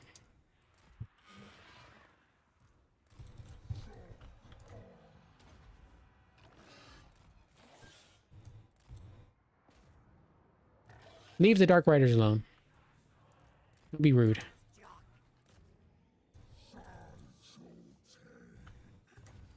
Let's see. I don't need to heal up anything at the moment. I could heal up these Croxigors, give them some models back. Could be good. Doing okay so far. Holding on to all 3 points. I think we're ready to go. And the Witch Elves are going to get run over. We're getting some Croxigor models back. Healing up. That's beautiful. The Razor on Hunting Packs are getting some shots in. Gonna make our way over. They're gonna try to take that point. That's perfectly fine. I got some supplies.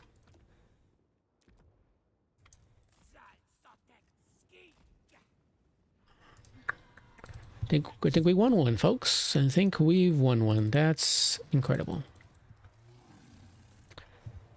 Red Crested Skinks doing solid work. Hey, hey, leave my Razor and Hunting Pack alone. Hey. You know what? They're not getting out of that. That's fine. They've done their job. That's perfectly fine. Mr. Mazda is doing his best. He's having a good time. Buck! Buck! I agree. I also agree. Chase after those Blackguard Corsairs for the heck of it.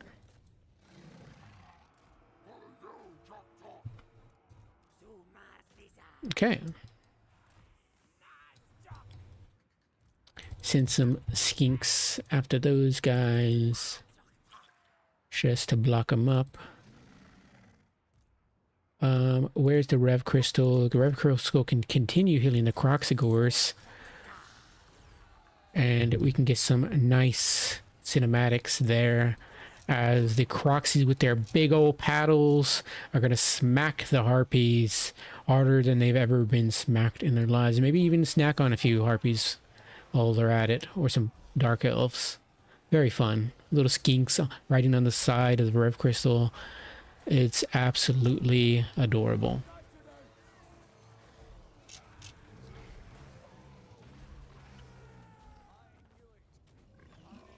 Very fun. Mazda.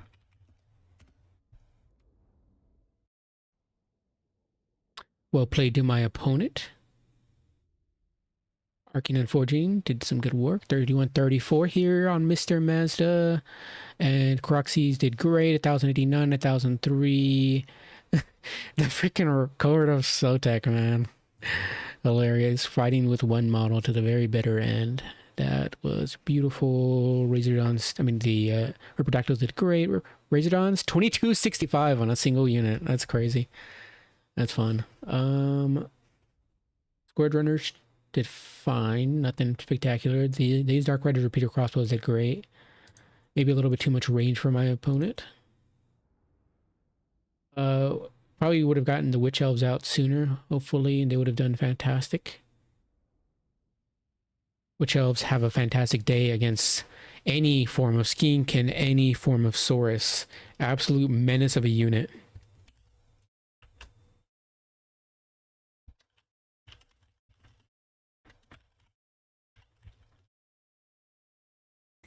Start out.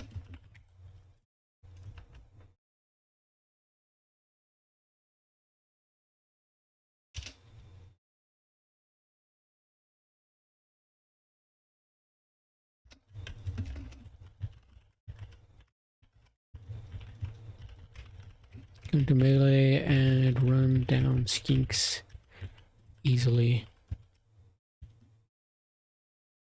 but also with the ranged focusing down a single target can do wonders. Torch runners all shooting at Mazda to slowly build up damage and do great, or while the Black Ark Corsairs and what are they called? Your crossbows can shoot at Croxies or other monsters.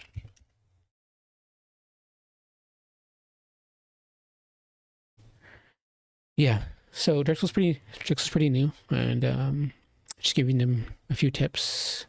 Obviously, I'm not the best at the game, but I can like at least give tips.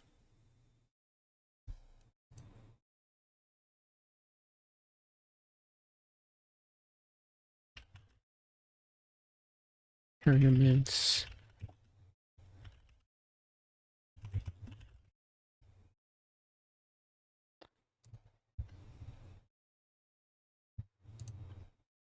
Hey there, big boss. What's up, Ignominus? You gonna drop? Aren't there is a worse rotation for dwarves? That map selection is pure suffering either way. Maybe a little something to consider.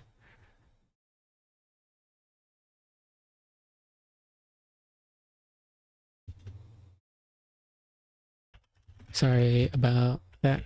Didn't think about my short-legged friends.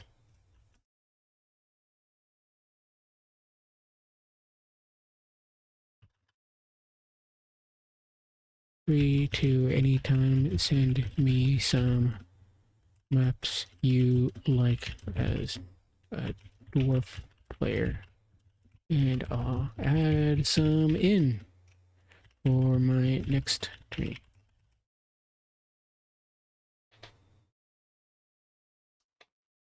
Yeah, to be fair.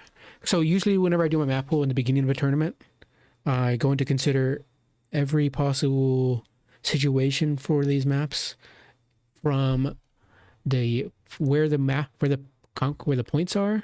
Also, let me check the tournament before I stop, before I go on this discussion. Let me make sure I also I need to put my score in as well. Okay. 1-0 Lizardmen versus Dark Elves. First tournament, one of the days. Okay, we still waiting on one. Okay, I can see it, so I can talk about that at the very least.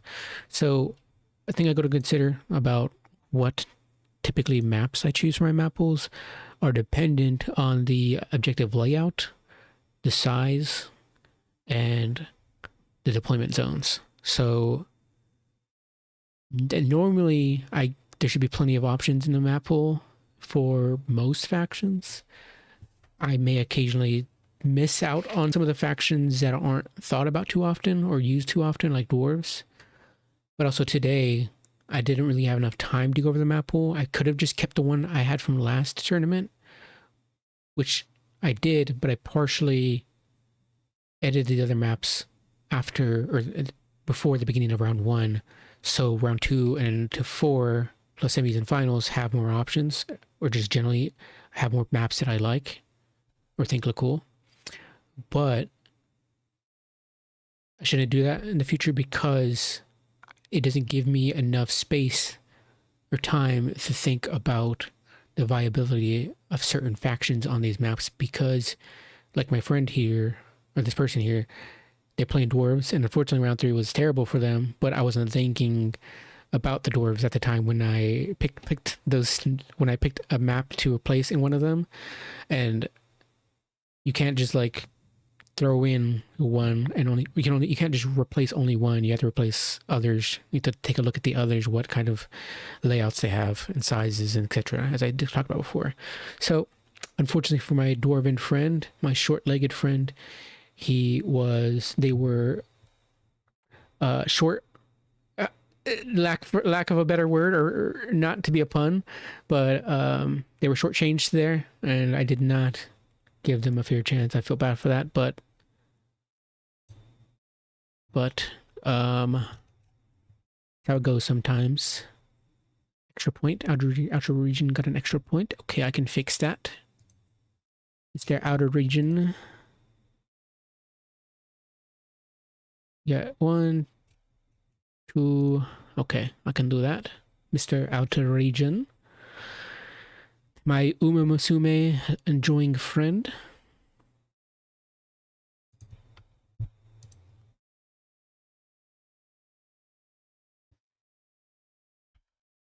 Fixed. Golden. What's who am I thinking of?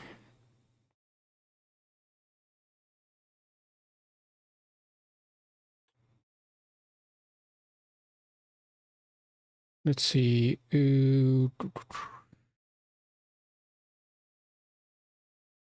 we go.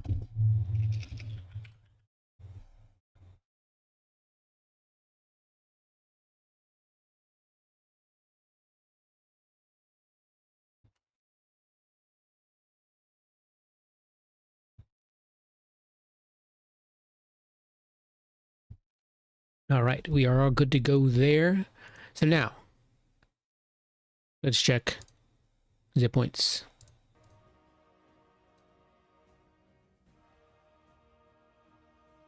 We're not in a good position. Definitely not in any place to win or any sort to go to the semis or finals, but it's fine. Make sure they finished. Okay, we're all good to go. Advance. Round 4.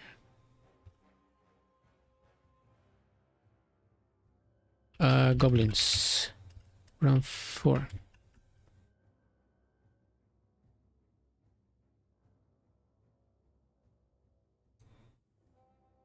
All right. Let's see who we're up against.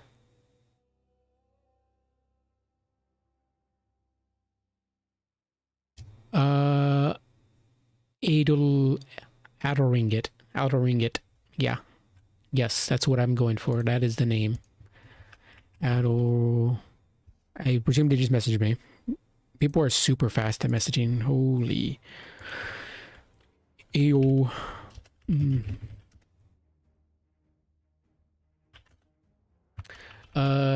Lobby. 1, 2, 3. Am I player 1 again? No, I'm not. Thankfully. Somebody else can freaking ban for once. Ban a map. So this time, we got Pit of Treasures, Vineyards of Renio, and the Valley of Lies. This one I did not change. I think I only changed round 2, 3, and gave options for semis and finals. So, let's see what our opponent chooses. Pit of Treasures, Vineyards of Renio. I don't really mind any of these. Valley of Lies, if I remember correctly. Valley of Lies. Pretty fun map. Pretty neat, mostly open map. Let's check the other one. We got Vineyards and Treasures. Vineyards, another open one, but a little bit more spread out as opposed to the condensed ones in here. And then Pit of Treasures, which is a little bit more centered here. Okay. Might know what I want to ban. Might have an idea or two. I'm not the one banning. What am I talking about? But I know what I'm picking if with what I'm left with, depending on the Adler. And they're up against High Elves. So, ban Vineyards. Okay, so we got Pit of Treasures, and we got, I already forgot this other one, Pit of Treasures and Valley of Lies. Okay, I'll probably go Valley of Lies here.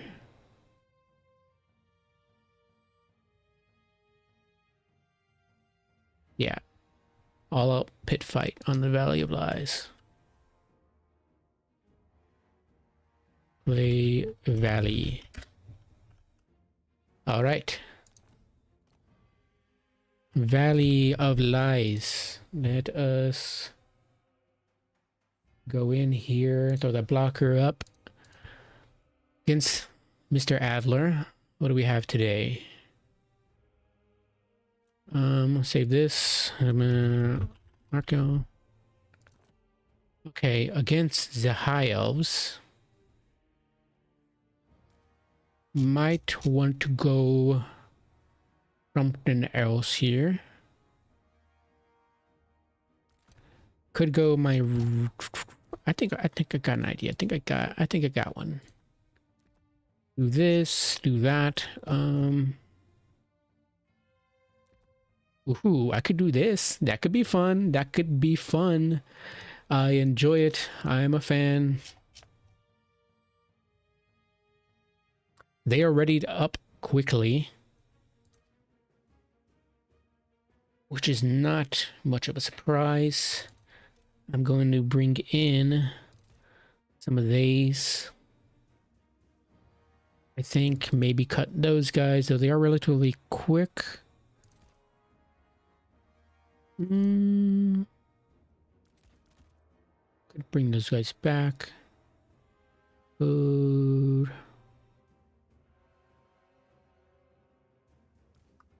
cut these guys. Maybe I'm gonna need something here.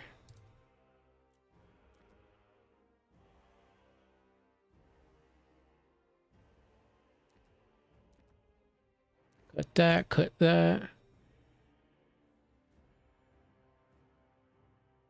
Put them on that.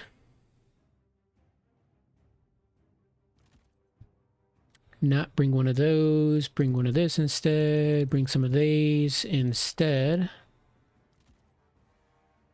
Valley of Lies. So we're gonna need something chunky. I'm thinking something chunky. So maybe we're gonna go with one of these. And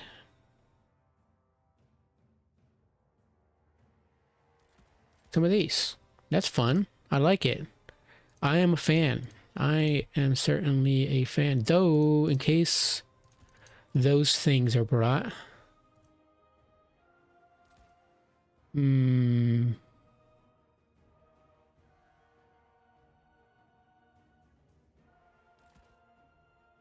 know what? That's fine. That's fine. I'm okay with it. I'm okay with it. I could bring one of these, though, instead of this one.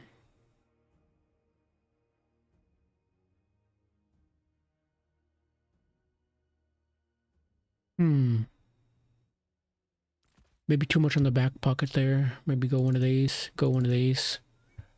That's perfect. That's perfect. 5 gold spent. Or 5 and a 0. Heck yeah. Let's do it. Maybe not the best build, but we're not here to win anymore because we already lost the first 2 rounds in. No chance to come back. So we're going with the fun stuff. And that is Mr. Krokar Balboa on his T-Rex, which is not his best amount since Warhammer 2. It is pretty mediocre, if not downright kind of crap.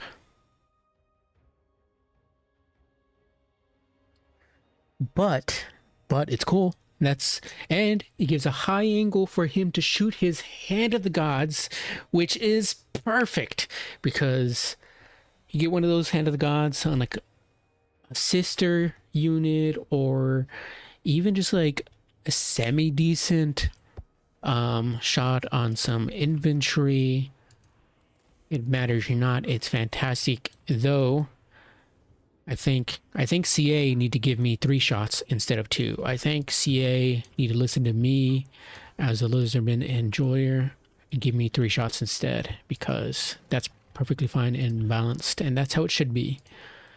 We got a Kuwaddle. They got some solid missile resistance, so hopefully I won't blunder it this time like I did against Blood Penguin, but you know, some things happen. I'm hoping that it doesn't happen this time, but all that matters is that I brought it, and hopefully I won't fumble it this time. So, I'm ready. Ready, go look, have fun. Caps. Put this down here.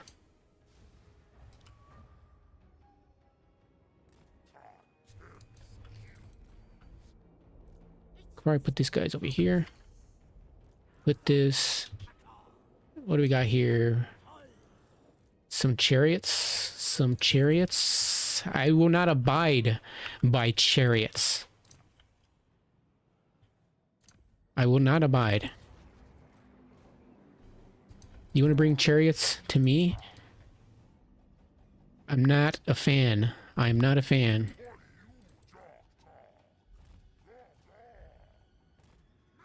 Keep your chariots away from me, in fact. I will not. I'm not okay.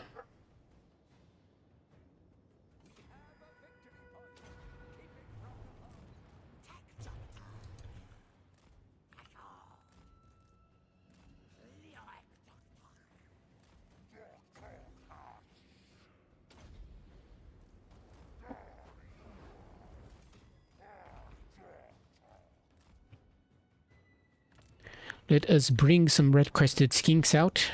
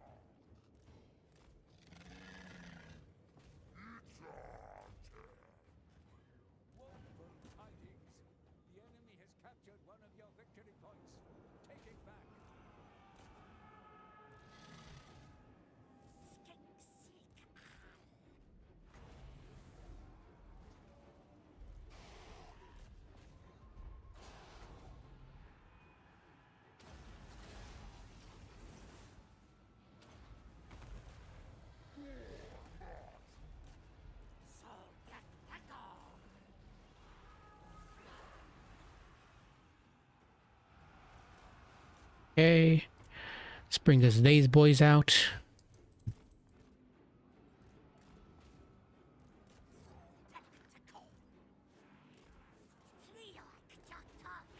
Push into there.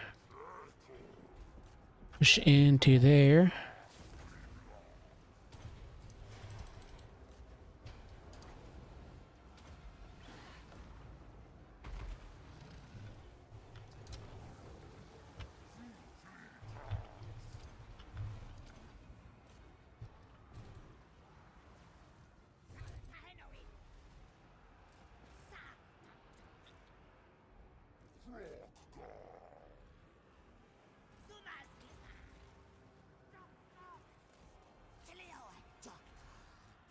Three would be perfect there.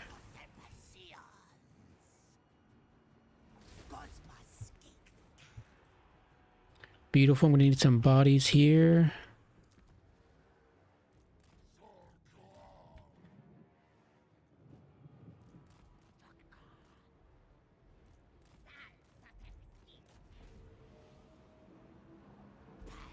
The ocean pigs are here.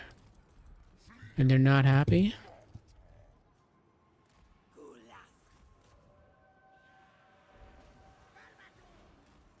If Krokar could actually listen for once, that'd be great.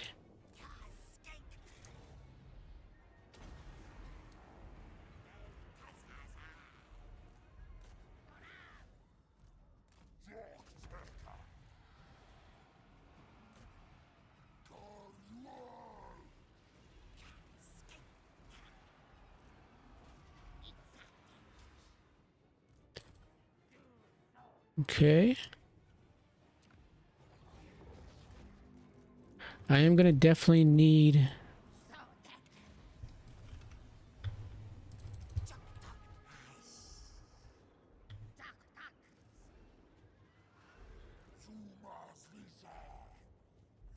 Hey, Code 100s, get out of there. You stinky.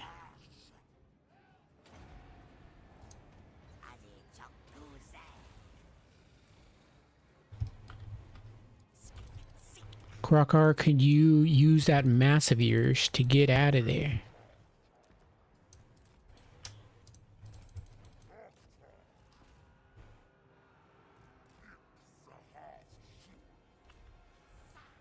Things aren't looking too hot for me, but...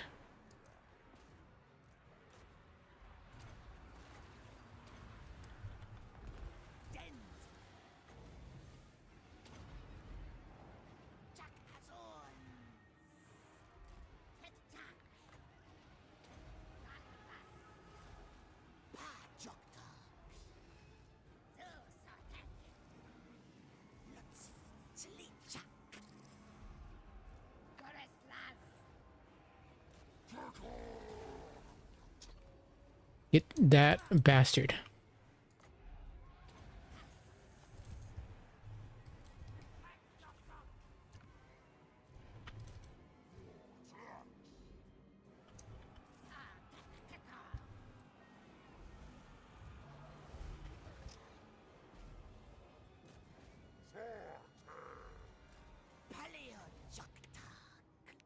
You know, Skink Priest, you did your best. It's fine.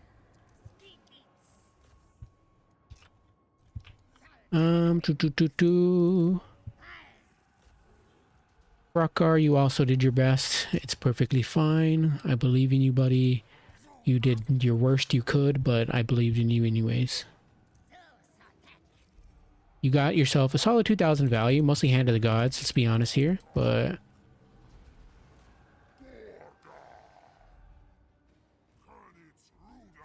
Spear Riders will take forever to kill anything. Classic.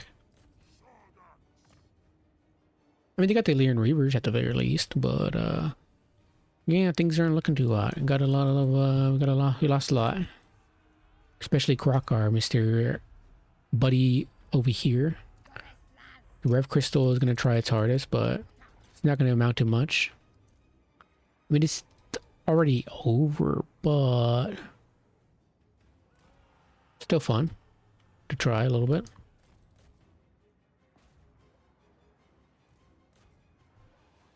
No, stay there. Chain Lightning is going to hurt a lot.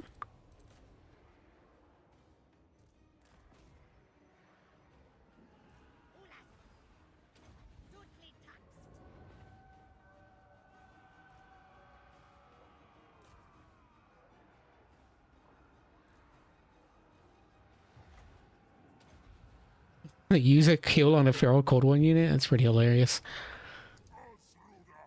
But they couldn't get out of there anyway, so...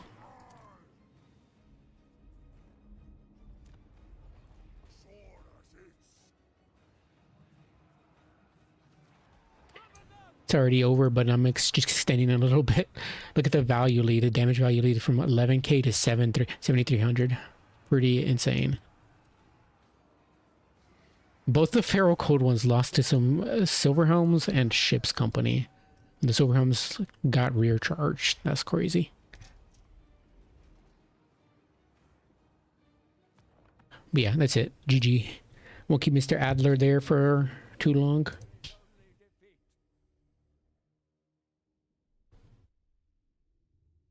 Quaddle also got squashed. 600 value there. Yeah, the massive amount of archers was... 25% is a decent amount of value, don't get me wrong. But it's not enough with when you're playing Dom and your opponent has 18 different archers. Yeah, that's perfectly fine. Let's see what the... I didn't bring out Mr. Quaddle.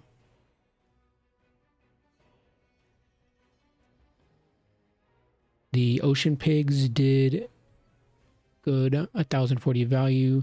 Fireborn, no matter what I threw at them, fuckers wouldn't die. Presumably a Techless was regrowthing them at the very least.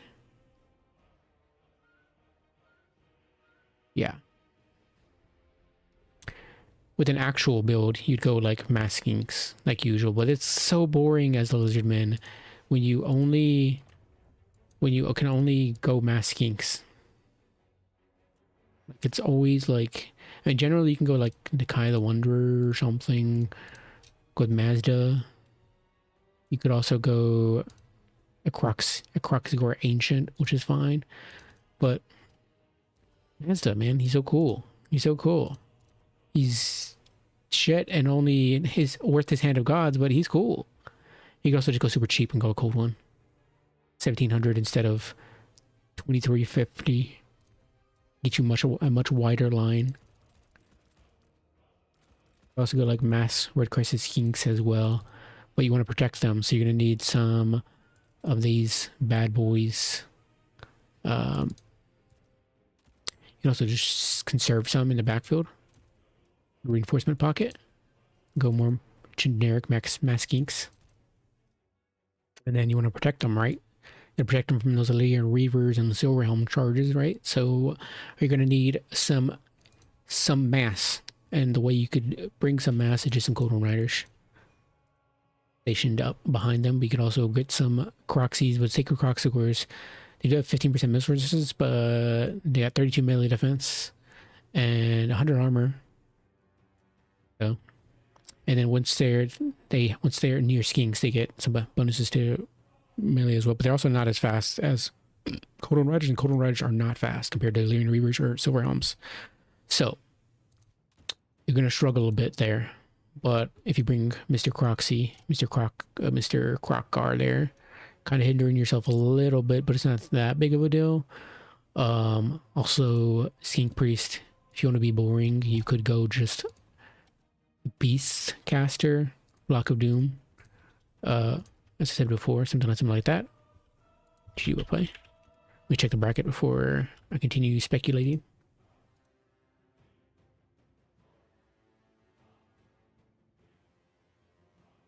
Brackets, we're still waiting on people, so we're perfectly fine. But yeah, Crocker not super great. He can defend himself. He's an okay melee anti-large fighter, but he's definitely not a meta choice at all. Generally, Lizardmen,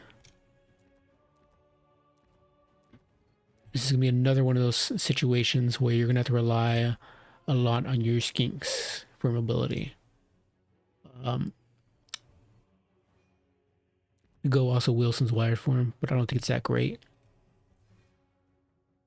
Nakai could also just be centered on a point, one or 2 points if they're close enough, but on that map, not close enough. Oh, yeah, it'll be obviously save you a lot between Binacrocar and Caster as well. Yeah, you'd also just go a Fire Slam. Burning Head for any archers, and then you can go Pierce Pulse to Burning for Phoenix Guard. Though the thing is with Phoenix Guard, I believe, excuse me, Dragon Princess, they have fire resistance, so not entirely worth it at 25%. So you could also go Metal. With Metal, you got Searing Doom for Dragon Princess, or Final Transmutation.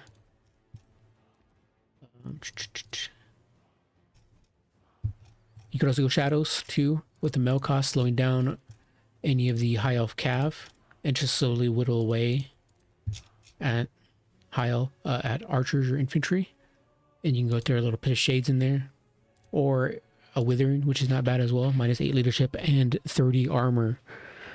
You can also go Enfeebling Foe. Both are decent. Withering, I think, a little bit better at times, but Enfeebling Foe will generally perform better sometimes in combat situations, which are important. As for what you feel on the battlefield, that's pretty tough. Saurus could be something worth bringing. You can also bring a Solar Engine. Obviously, always great in most matchups because that debuff is just absolutely insane. And then they're pretty much always going to get back their value, no matter if they're surrounded by Dragon Princes or not, because they have immune to flanking. So, but you could go Masta as well. But Aquato could be a Vanguard option. Not great overall, though. More better in land battle. Quadrivato, always good. Closet Hunters are fine, not incredible.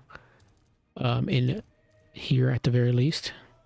But you could just bring them just an off chance that there might be some air in from the High Elves. You have them in the back pocket. But generally just more skinks. You could bring the code of Sotek, always fantastic. Feral Code ones are fine. You could bring 2 Spear Riders. Bring more Code 1 Riders. Code 1 Rider here. Bring more skinks. Could just go less swords because they're not super great. And then you can also just put them in the back pocket too. And then bring a little bit more oomph in the beginning. Like bring out the Rev Crystal right away. You do have a lot of stuff here, so you can bring in the Court of Water right away too. Javelins are okay, not incredible there. Could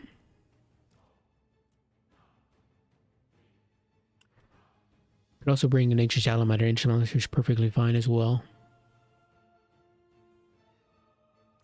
But the thing is, having Saurus in the back pocket, they're generally kind of expensive to spam out. So you could have these guys here, but I'm not too sure about the Cohort of Sotek here. So maybe you could just go mass skink, mass little skinkies, bring out like 2 red crested skinks, maybe 3. Something like that, something a little bit better. And then could go some skink skirmishers, but the issue is that the range of the High Elves outrange you, obviously. You might not want the Rev Crystal right away because they'll just target it. It could come out later. Could just bring out a Spear Rider right away as well. Or you could just go less Spear Riders.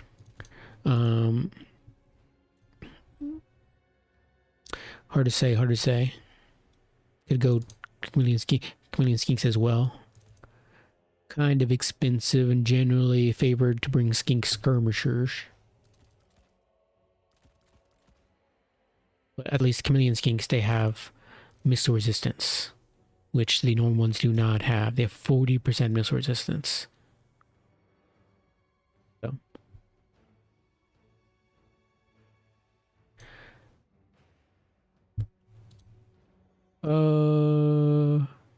Broody did not show round 4. Okay. Broody 361.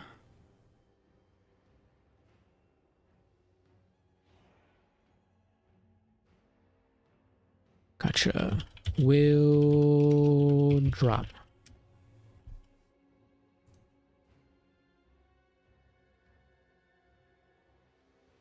Because it is a bit over the leeway time for somebody not responding. But something like that for High Elves. 400 could be spent here or there.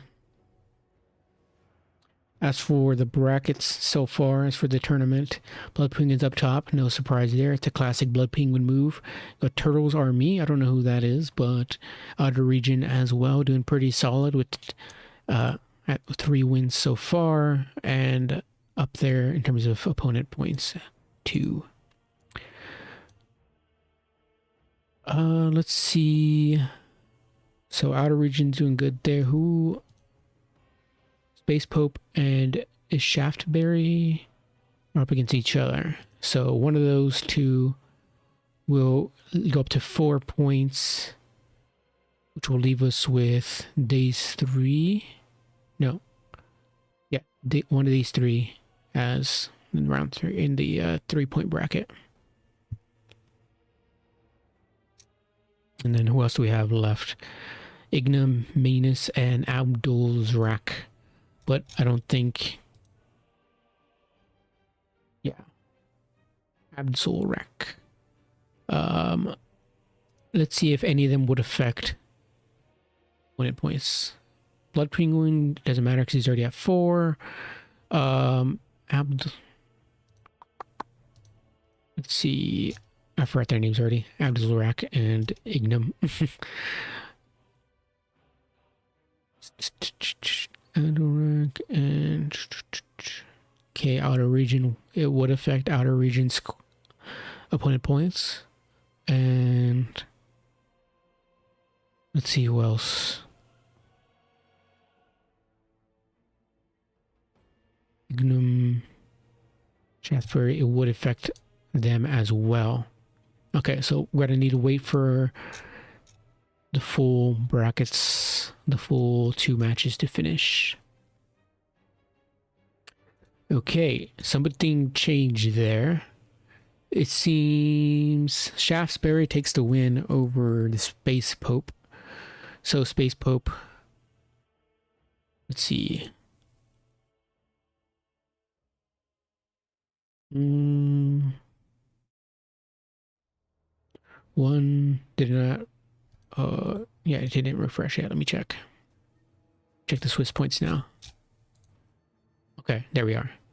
So Shaftesbury's up top with Blood Penguin, and we have Space Pope and Turtles Are Me right there. But we'll determine what outer region score is depending on this matchup here.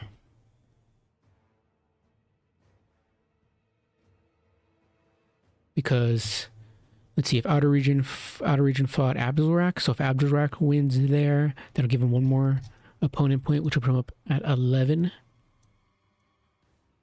I believe so. I believe that's how it works. And Ignam went against... I saw that Ignam went for Pope, Turtle Army.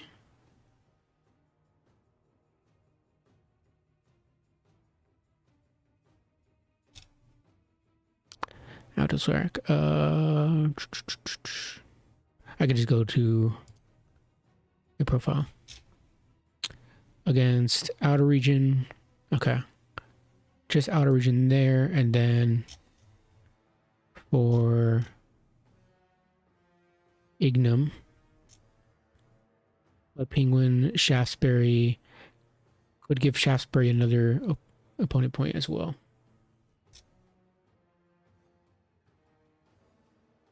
It doesn't matter because they're at 4, so.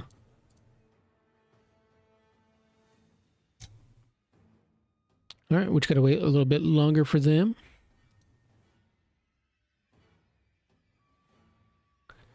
Let me try to theorycraft a little bit. Outer region is typing. What's the outer region gotta say?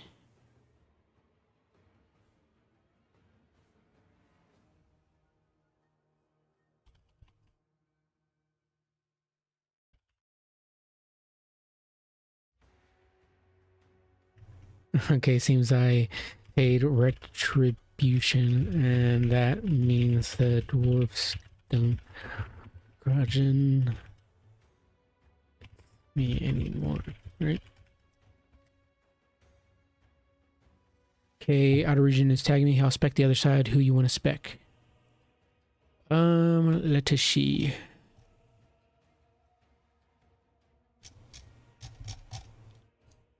Okay, so refresh everything. Shaftesbury and Blood Penguin go into the bracket, and then Space Pope and damn, outer region didn't make it there. Unfortunate, but advanced top 4. Let's see who's at top 4 is. Top 4 will be. Oh, Spec Blood versus Shaftberry.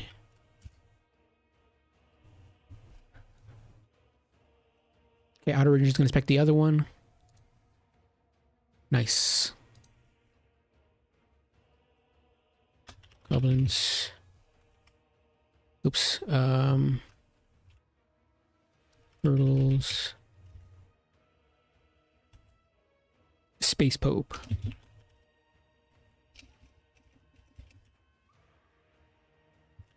What the heck is... There we go.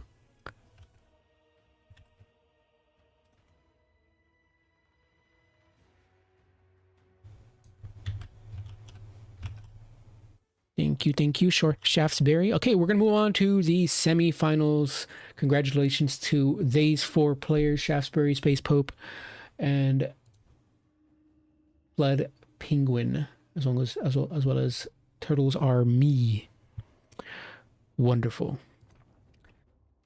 Let us go here. Back that. Presumably 1, 2, 3. Yes.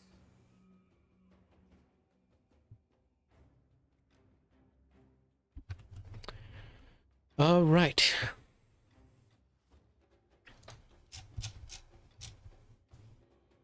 Semis and final maps are here. For the semis, it'll be Graveyard of Altdorf, Dunes of Cain, and Glade of the Everqueen. For the finals, it'll be Putrefying Carcass, Imperial Ambush, and Pit of Treasures. Today we have Plague Penguin against Shaftesbury, 2 strong, very, very strong players. I've faced Plague Penguin many times in Dom a long time before, but once today, but many a times, no, not many a times, but quite a few times in land battle as well. And man, if there's any player out there continuously playing today that has been since almost the very beginning, is Blood Penguin, and he is still fantastic all the way through.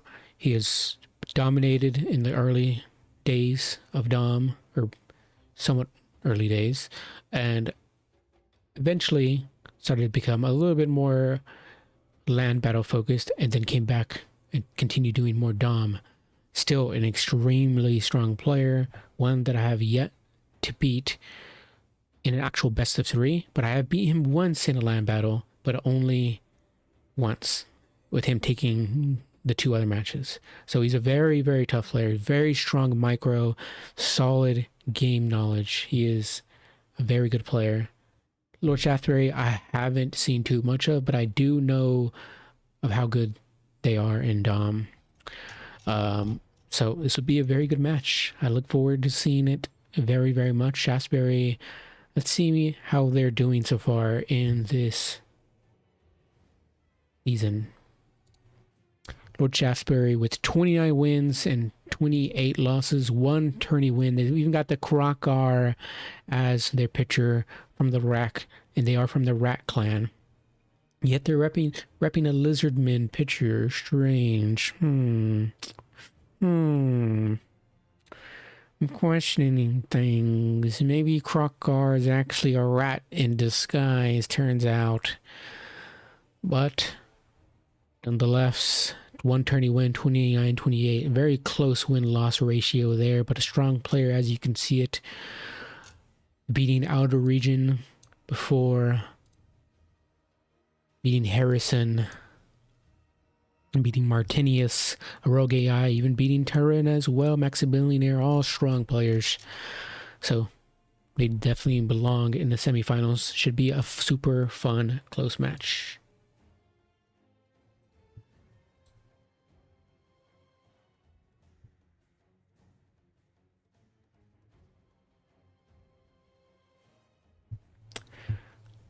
Plague Penguin as the Wood Elves as well, Shaftesbury as the Lizardman, clearly doing better as a Lizardman this day, as opposed to myself.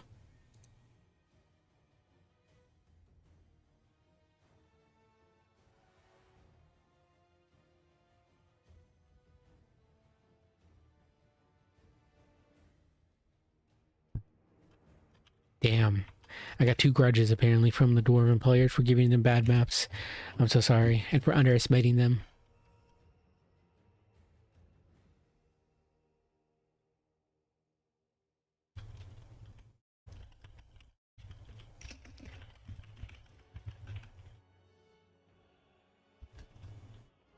Just like...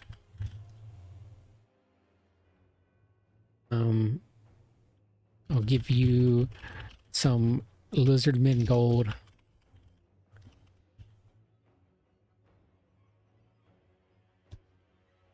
You know, the grudges, in terms of the grudge book, I think only having 2 grudges against you isn't too bad.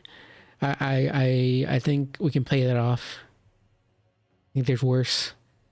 I think 2 grudges is like on the low totem pole of the Dwarven grudge book, along the lines of like people who may have called one other Dwarven ancestor a elf lover.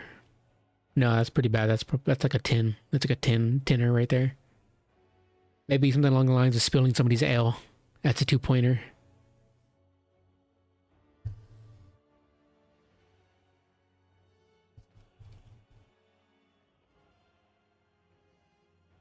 I think some lizardman gold can suffice. A few kilos probably.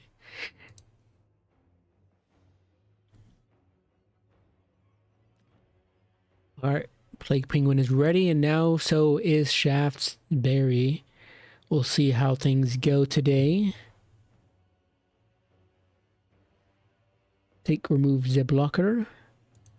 We got Wood Elves against the Lizardmen. Wood Elves from Blood Penguin with Drycha. And they're pretty much bringing the exact same build against that they brought against me. And now Lizardmen are going to be bringing a Shadowcaster. Much better choice than mine. But not like mine was a terrible choice. But it is definitely better. On this horrible, awful map of the Elven players, the Lizardmen Wood Elves will be battling it out. Wood Elves won't be able to kite too much. And we'll see what Blood Penguin, what Shaftesbury could stir out here.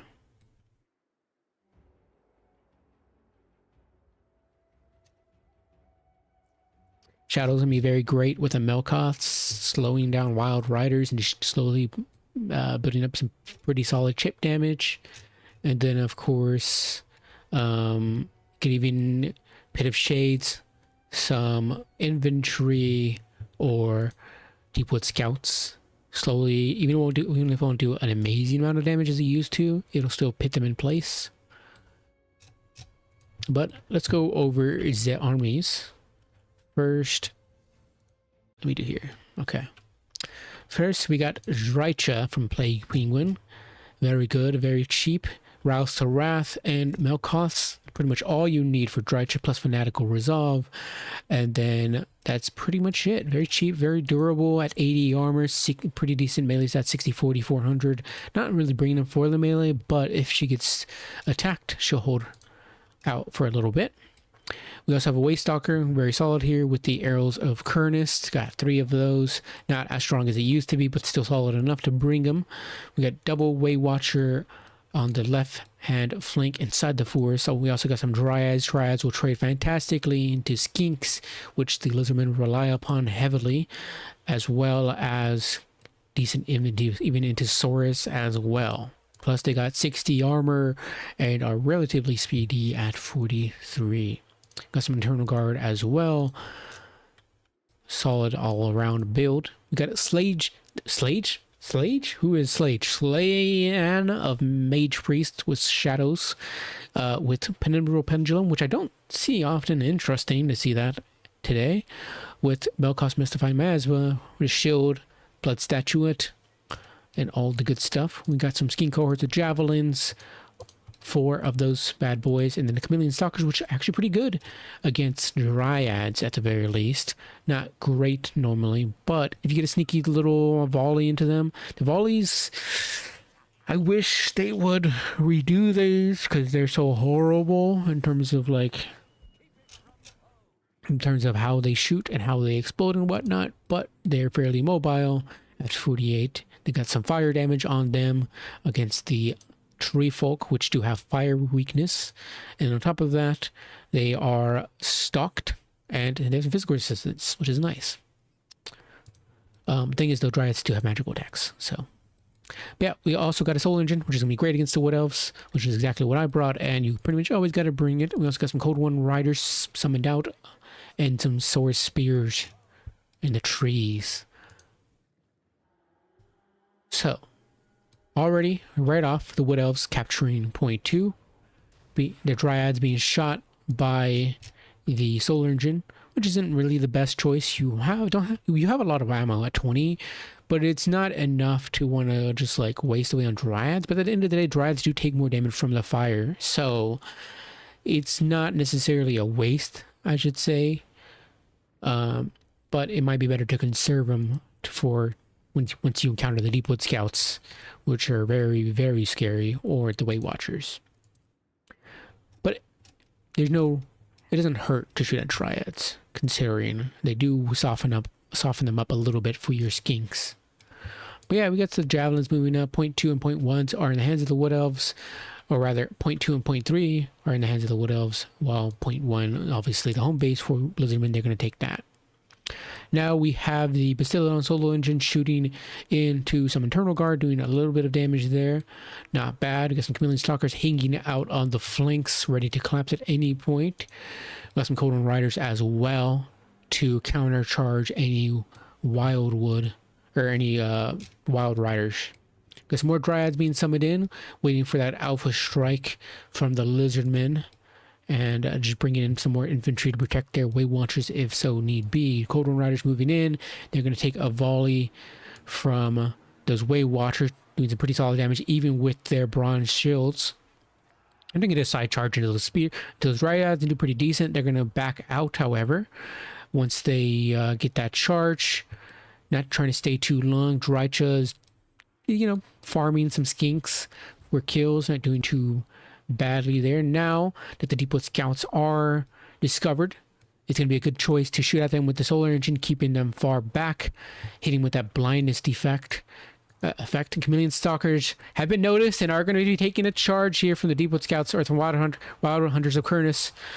Not going to do that much damage with that charge, but they will kill them very quickly, though the shield of the once is popped. Could be helping keep them in the fight, giving that word save as well, which is very, very good. Wow, that's done so much, plus the Milkoffs as well, plus the Black Statuette of Spite. The Lizardman player going all in on that, trying to shut down those Wild Hunters of Kurnus very fast.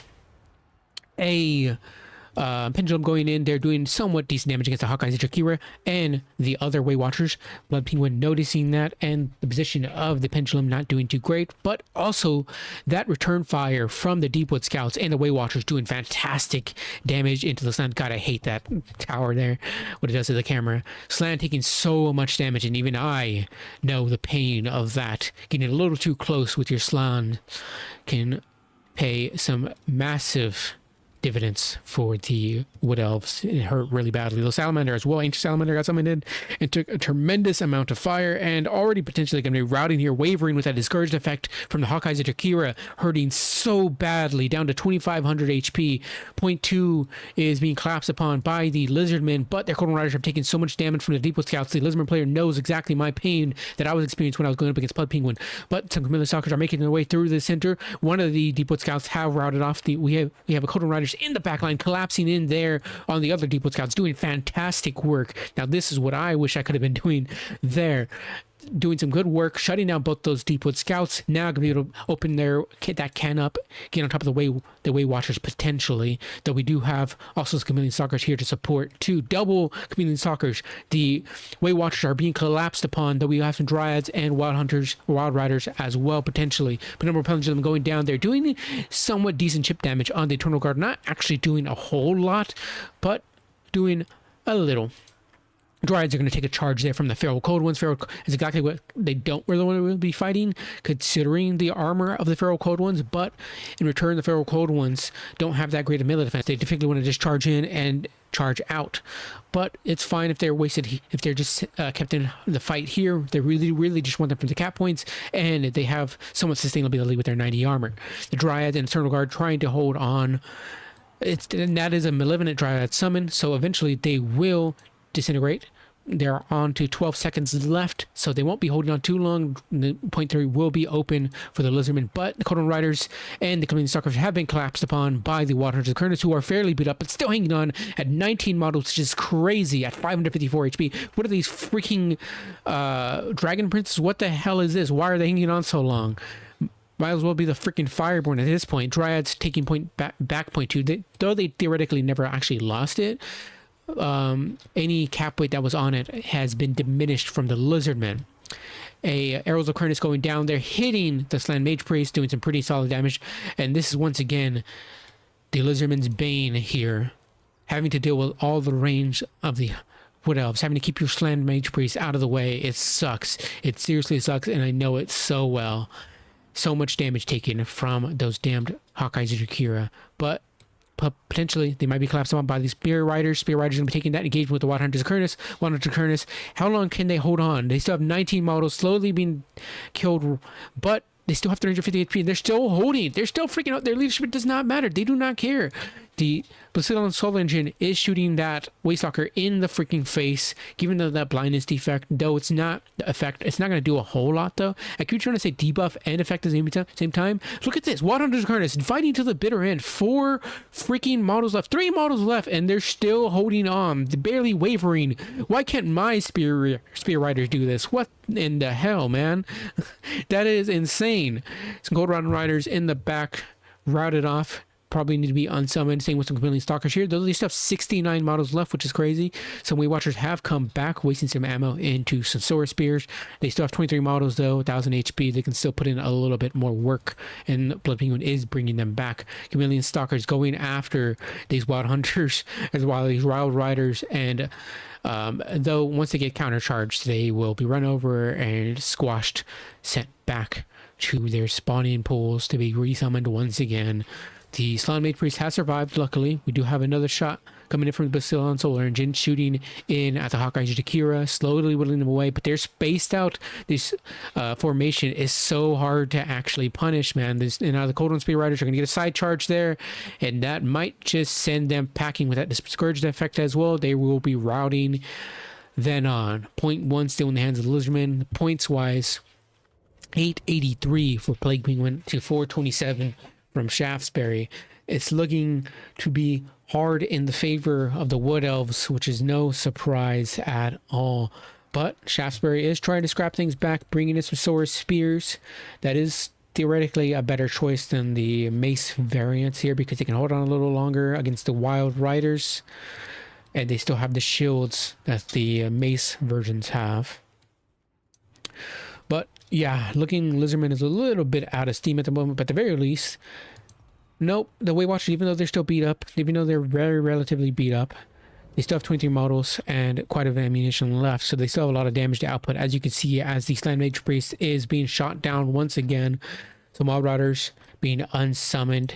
Chameleon Stalkers are here once again, but man, oh man, are these War Dancers going to absolutely tear those Chameleon Stalkers apart. God, I wish the Chameleon Stalkers were better, but they're one of your only vanguard pieces for the Lizardmen, and they do have those little missiles, which do help a tiny bit, plus physical resistance. And now they're going to get recharged by the Wild Riders, and there go the Chameleon Skinks.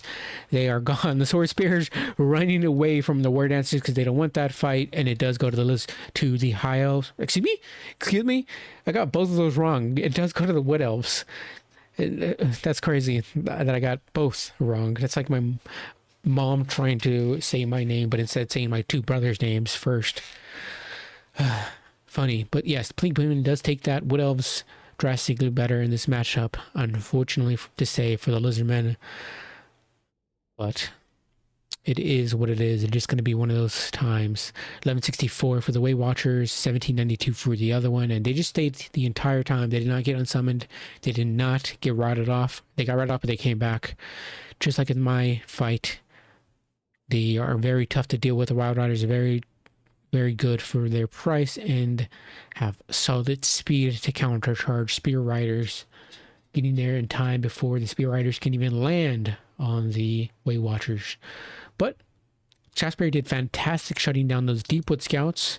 They did get run over, but the Way Watchers are the real issue here against the Wood Elves. They are such a menace, so very incredibly hard to deal with. I hate them. I hate them. God and God, I hate them. But yeah, the Penumbral Pendulum I do not like in this matchup at all. Absolutely detest the Pendulum. It is not a good spell any longer, especially against a faction such as the Wood Elves, which have, against a faction like the Wood Elves and a player like Plague Penguin, who will notice that Pendulum come down and spring out of the way quickly. Well played to the Penguin and Shaftesbury. Very solid.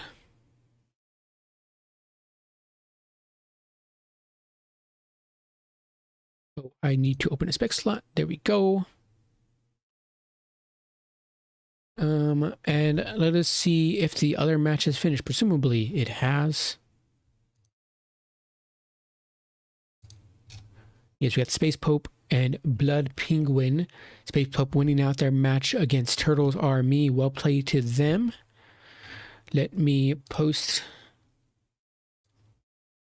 Nice. They got their in here. Awesome. Space Pope gonna be fighting the Plague Penguin.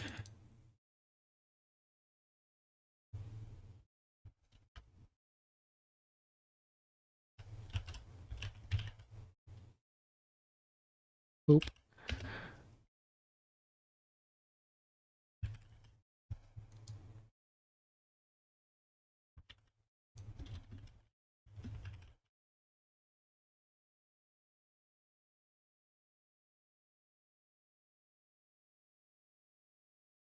All right. And then we have Outer Region casting along with us, which is pretty awesome. I presume they're streaming at the very least. They generally stream all of their tournaments.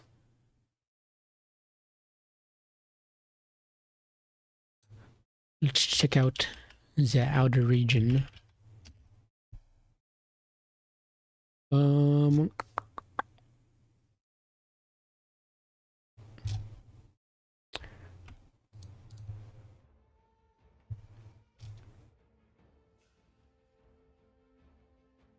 Right, we got the Space Pope here today against Plague Penguin. Space Pope bringing... Are they bringing a Skaven? Is that what they got here today? If so, should be fun. Should be fun if that is the case. Space Pope. Let me check. They are playing the Skaven. Ah, yes, I remember, because they posted that insane rat picture from before. Very funny. Very good. This is exactly what I imagine that Blood Penguin is playing against. Who Blood Penguin is playing against, rather. What I imagine all of the Rat Clan to look like is this exact picture.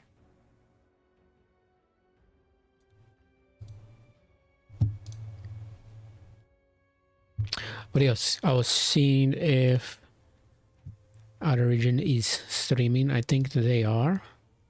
Yes, they are. They are streaming.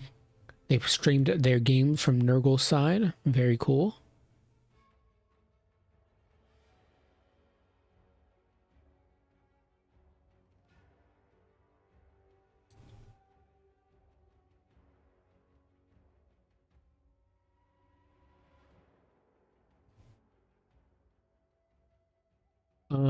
Rats against Wood Elves, though.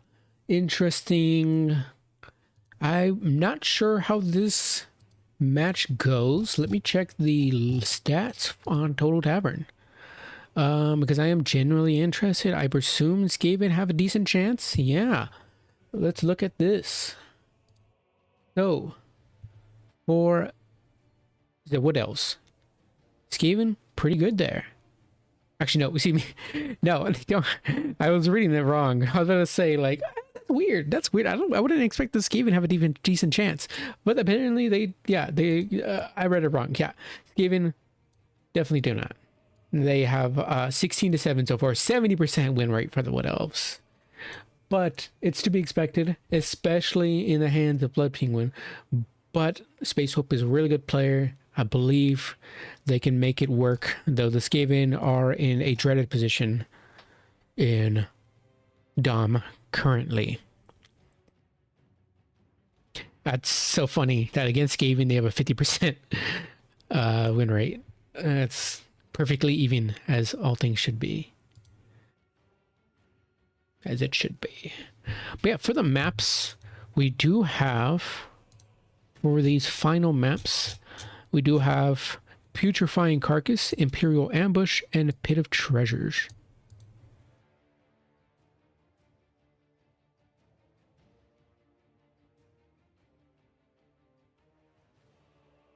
Imperial Ambush, I put that in there earlier, but I can't remember. Imperial Ambush, yeah.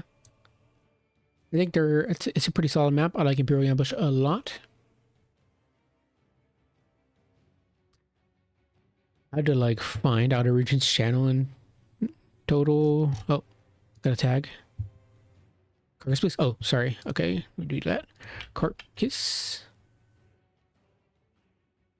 Very cool map. We get Putrefying Carcass once again. I absolutely love this match. Waka Waka did such an incredible job with the Putrefying Carcass. I love generally most of the demon maps. The Slanesh ones are great, but they're kind of an eyesore because of the hot pink, man. That stuff is horrendous on the eyes.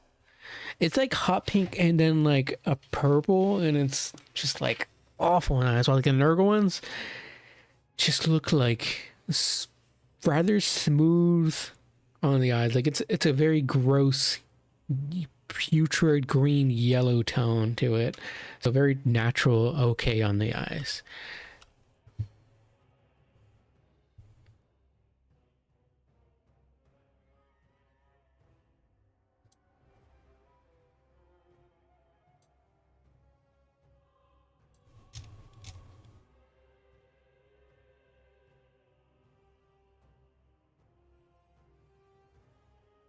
But as for this map, in terms of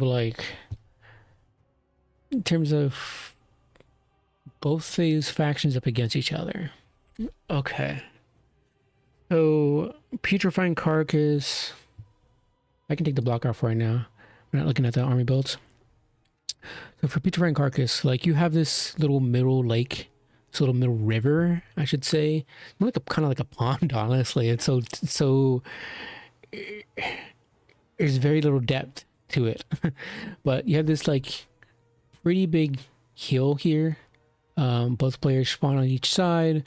Both there's a single point here, and this little damp, putrid, nasty swamp, and another point here. So the Skaven have some pretty good vanguard, but so do the Wood Elves. I worry for the Skaven, at the very least, on this slope side. Here, maybe they have a bit of a better chance for sneaky plays, but I'm not entirely sure. I want to give Skaven some leeway here in hopes that maybe Space Pope can think of something. Maybe bring some Plague Claw catapults. Could be interesting. You have a lot of space here to protect them with, or Raugers. Not generally you're going to see much air from the Wood Elves, but the Skaven don't have any air. So if we decided to go with air, it could be an okay choice to collapse on arty or weapons teams as soon as possible. But I could definitely see some Plague Call catapults doing okay work. They have that discouraged effect. They have magical ammunition. pretty high AP, so they can even shoot at Wild Riders if they wanted to. Not that Wild Riders have a lot of armor, but still. The real problem is your infantry is obviously not gonna last very long against the Wood Elves. And if you bring like a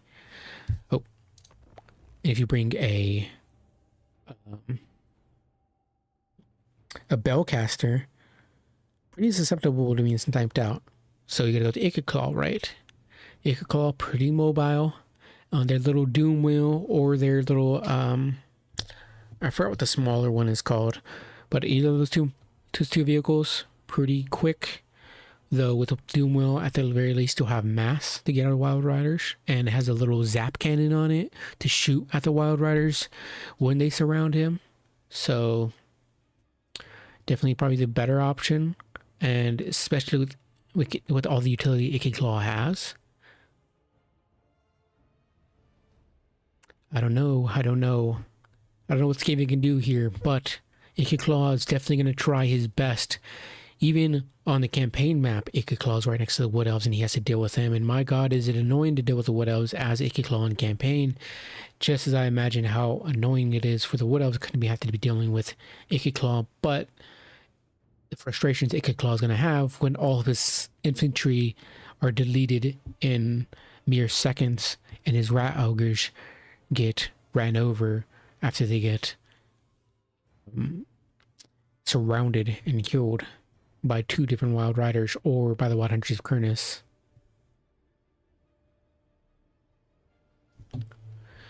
Yeah, I mean, there's quite a bit of playing field here.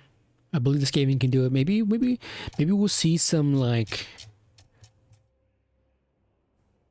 I was gonna think, what was the word? The mortars. Maybe we'll see some mortars. That can be cool. Maybe just bring one of them. Maybe just bring the ROR. They could do fantastic. Protect them with some Rat Ogres and maybe a Mutant Rat Ogre or so. Some Eshin Triads. Some Eshin Triads could hop in on some Wild Riders. I think they have Smoke Bomb, right? Yeah.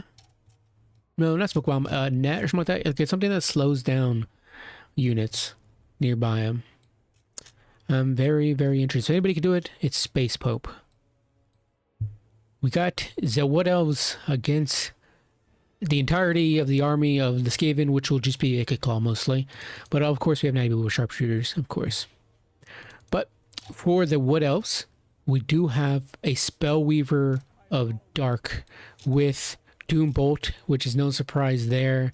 Even in land battles, it is an absolute menace for not necessarily the Skaven, but leadership for factions that rely heavily on their lord. Otherwise, their leadership collapses. Doombolt is insanely good. You typically see them on an eagle or some sorts, but we have her on a horse or Pegasus today. Yes, we do have her on a Pegasus. She's got that Doombolt, as well as Lox Blessing and Opal Amulet, and then Arcane Conduit and Blessing of the Ancients. We also have 3 Eternal Guard. Let me mute this.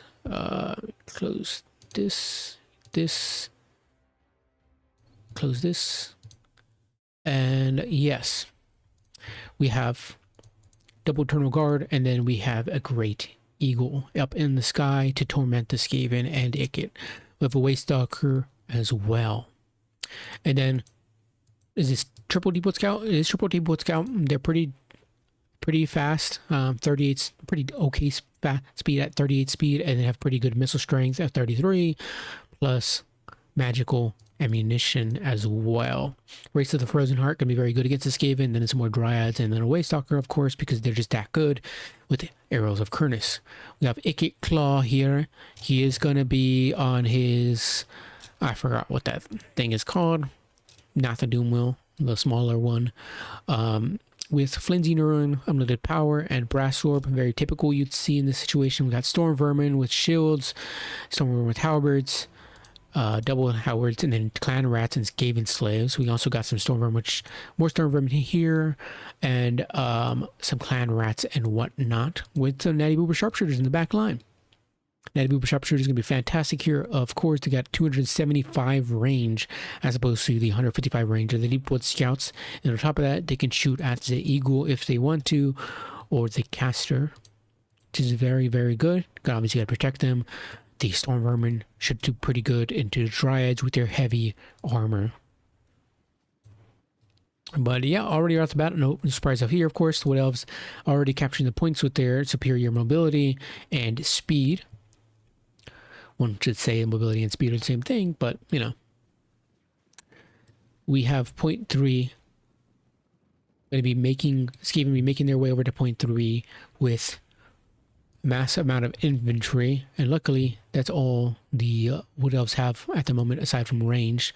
Those range will be shooting into silver shields, not from the halberds, but at the very least some from the other Storm Vermin. Yes, and I think they have bronze shields. I thought they had silver, but no, I'm not surprised. They're just ratty little Storm Vermin shields. Yeah, the halberds are going to take some terrible damage there. The Brass Orb going to be going down on the Deepwood Scouts, doing some pretty good damage there. Oh, you know what I forgot about? It's fine. It's because I was recording earlier. That's why there was some emptiness in terms of the sound. Well, we got Doom Flayers coming on out. That's what it is, the Doom Flayer mount. Doom Flayer, Waystalker taking some nice shots from the Natty Boober Sharpshooters, but in return, Ichor Claw being shot by the Waystalker and being hit by that Doom Bolt, which is just awful. Just truly freaking awful. I hate Doom Bolt, as it just knocks Ichor Claw's health all the way practically down to half with the Waystalker's help. The Wraith, the Frozen Heart, will absolutely destroy the Clan Rats, but we get some Storm Vermin making their way onto the point, going to be potentially taking the point there. Point 2 as well. Storm Vermin and Halberd sitting idly by, stored and board, are beating back the Dryads. Clan Rats and Spears also trying to beat back the Eternal Guard. Clade Riders are going to make their way through that little gap there and get on top of the Natty Boober Sharpshooters, which is quite unfortunate. Hopefully these Wolf Rats can make it in time, but I'm not entirely sure if they will. Some Spears are coming by to help as support as well, but who knows if the Natty Boober Sharpshooters will be able to hold on for a long while. Some Wolf Rats of poison are going to be collapsing there, or fighting the Clade Riders with spears, hoping to fight them back for a little bit, hold on to them. Waystalker does get routed off, thankfully, by the Clan Rats, by the Wolf Rats and the Clan Rats. Ichor Claw holding idly by. We do have some Wild Riders collapsing in with a rear charge on the Clan Rats' Spears, unfortunately, but routing them off very, very quickly. Some Doom Flayers making their way over to support this engagement, but the Clan Rats have gone, so now Doom Flayers will mostly just be dealing with Eternal Guard. The Great Eagle fighting the Storm Vermin. What the hell do I have in my eye? My eye, I cannot see. Probably some Nurgle Pestilence in my eye at the moment. I'm not entirely sure what. Unfortunately, the Skaven did not capture the third point, as the Wraith of the Frozen Heart beat back the Clan Rats, and both Storm Vermin have continued chasing far off the point. These Wild Riders are going to be hit by the Brass Orb, doing some pretty decent damage and holding them in place mostly. Very nice. Wolf Rats doing some good damage into those Wild Riders as well. Great Eagle going to be attacking them in the flank. It does have fear, and obviously the Wolf Rats don't have good leadership, so they could potentially end up routing there. We'll see. Ichor Claw holding idly back.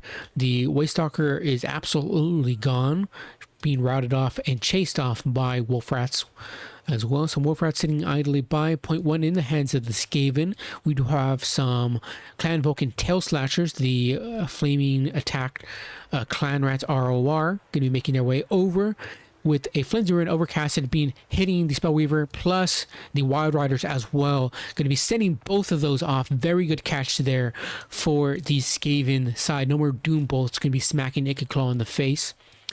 Once again, the Natty Boober Sharpshooters get collapsed upon by the Great Eagle, but some Wolf Rats are nearby, going to be able to jump on that Great Eagle quickly. That damnable Waystalker has come back, sending an Arrows of Kernus the way to the Ichor Claw. Luckily, not doing too much damage, but because these Wolf Rats abandoned chasing after the Waystalker, he is able to come back and shoot that Arrows of Kernus once again. Though he is quite far off, he will make his way over soon. The Natty Boober Sharpshooters could theoretically turn around if they wanted to, but Waystalker is hidden at the moment. Point 2 in the hands of the Skaven side. Very good so far. 405 to 363.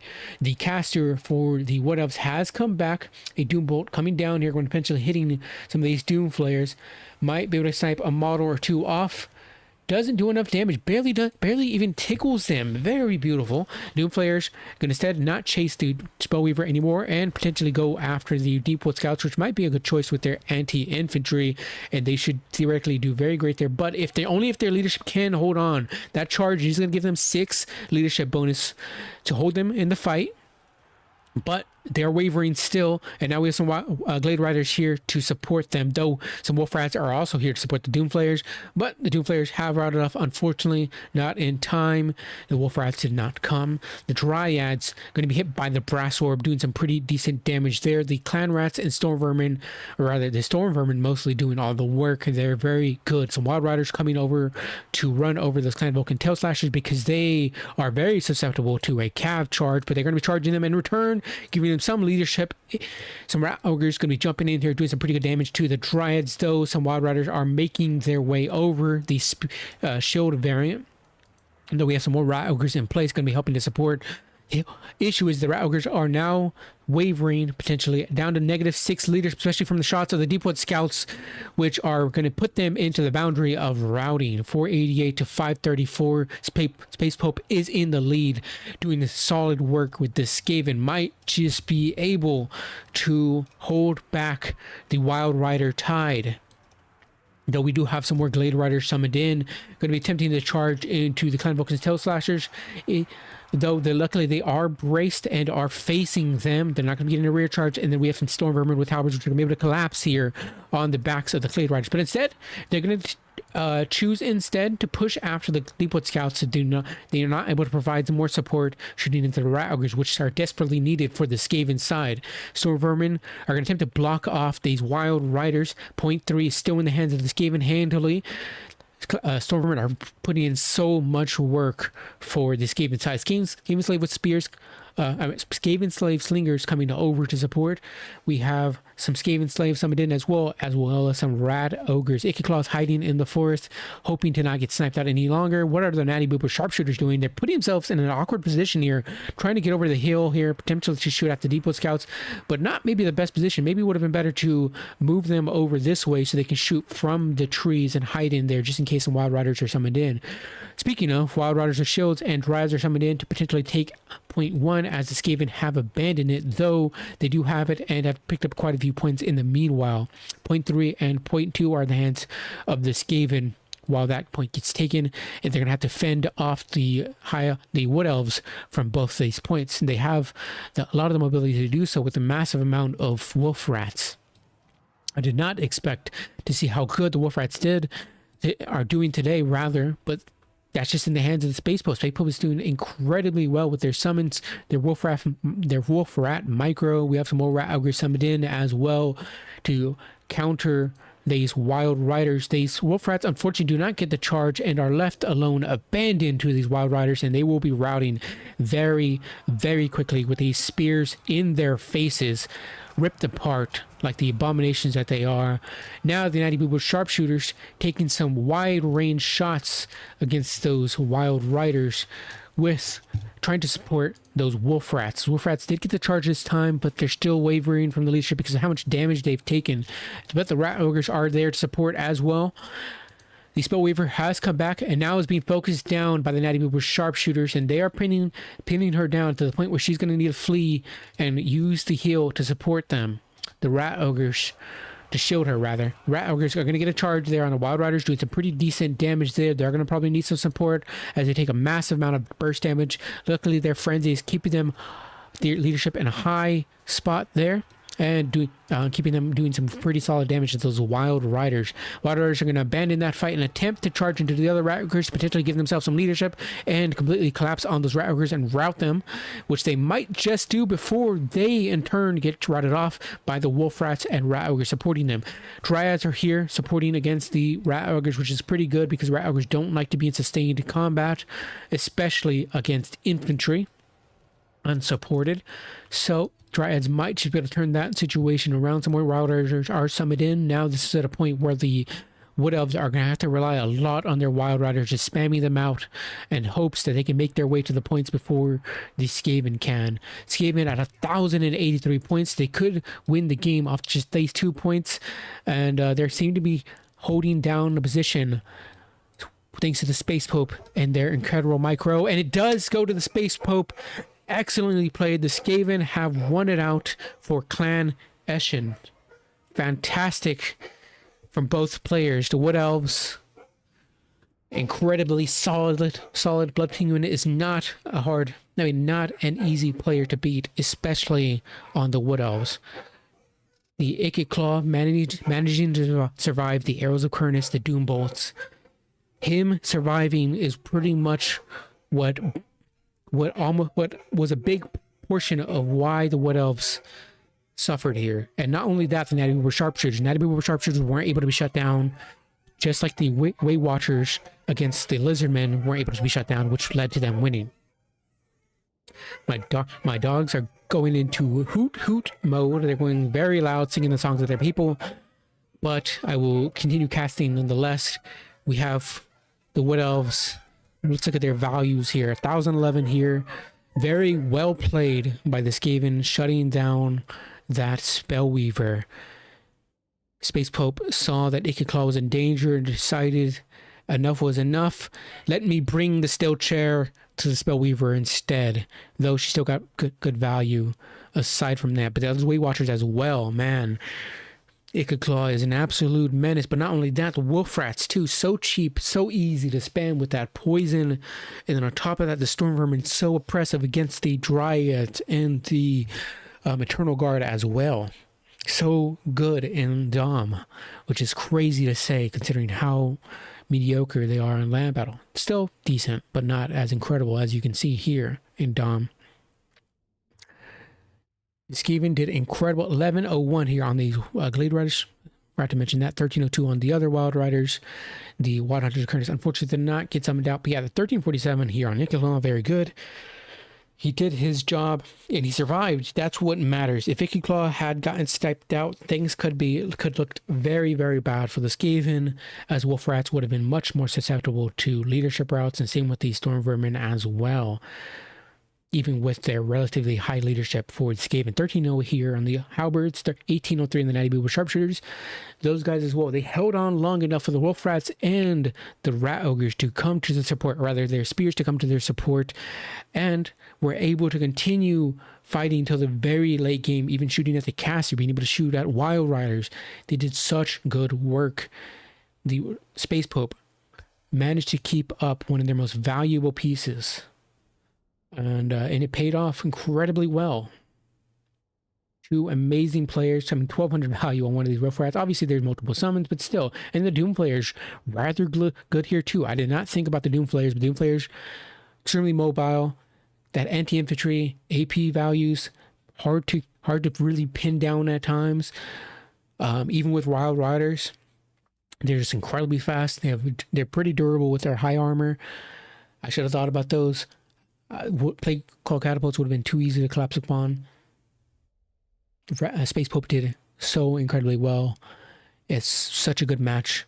And hey, look at that. The Skaven have picked up a match on the stat page and have just slightly changed the percentage here on a total tavern. So originally they were, let's see, the Skaven were about, I think 70%.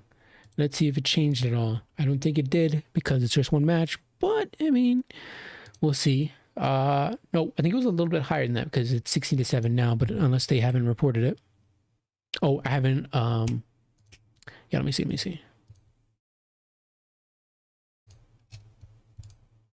Yeah, they haven't reported it yet, that's why.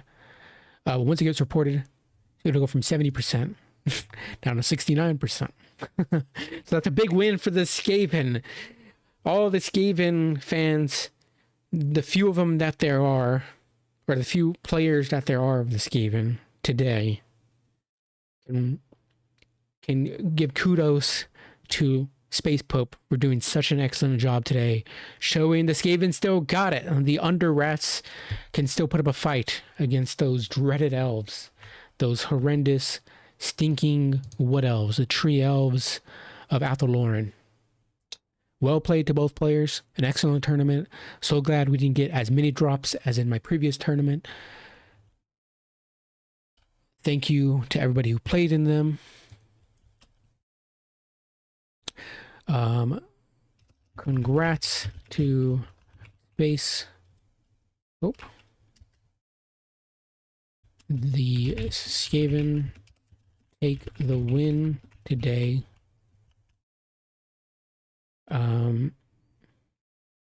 May the council live forever. May the council continue to thrive and achieve world domination.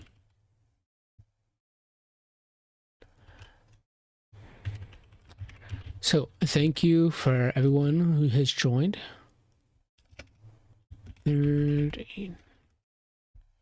And thank you to everybody who played.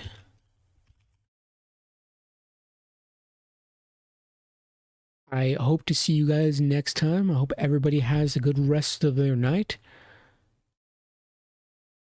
Council 15.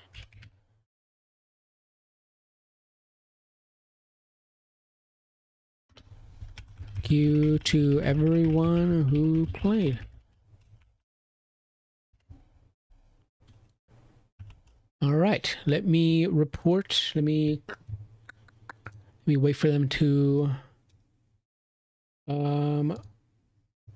report their score, and then we can finalize the tournament. Space Pope taking the win for the Skaven. Congratulations to the Skaven. It just went down to 67%. Look at that, from 70. The Skaven rejoice. The Council of 13 have been able... I had to look it up because I can't remember if it was Council of 12 or 13.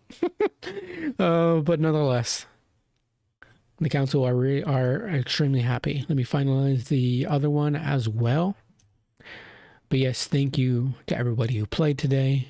You guys are fantastic. The Lithium will come back one day, but next time probably I won't be playing the Lithium. But if I do, probably bring something bigger and maybe throw in a little bit more maps that are more biased towards the Lizardmen. But yeah, thank you guys for hanging out. Thank you guys for watching. Thanks to Outer Region for casting the tournaments with me as well. I'll see you guys next time. Bye bye. Have a good weekend, or have a good Wednesday. What the hell? It's not Friday. Skaven have the Council of 13 have intercepted my mind and jumbled up my ability to think and speak. But the old ones, we'll see you guys next time. Bye bye.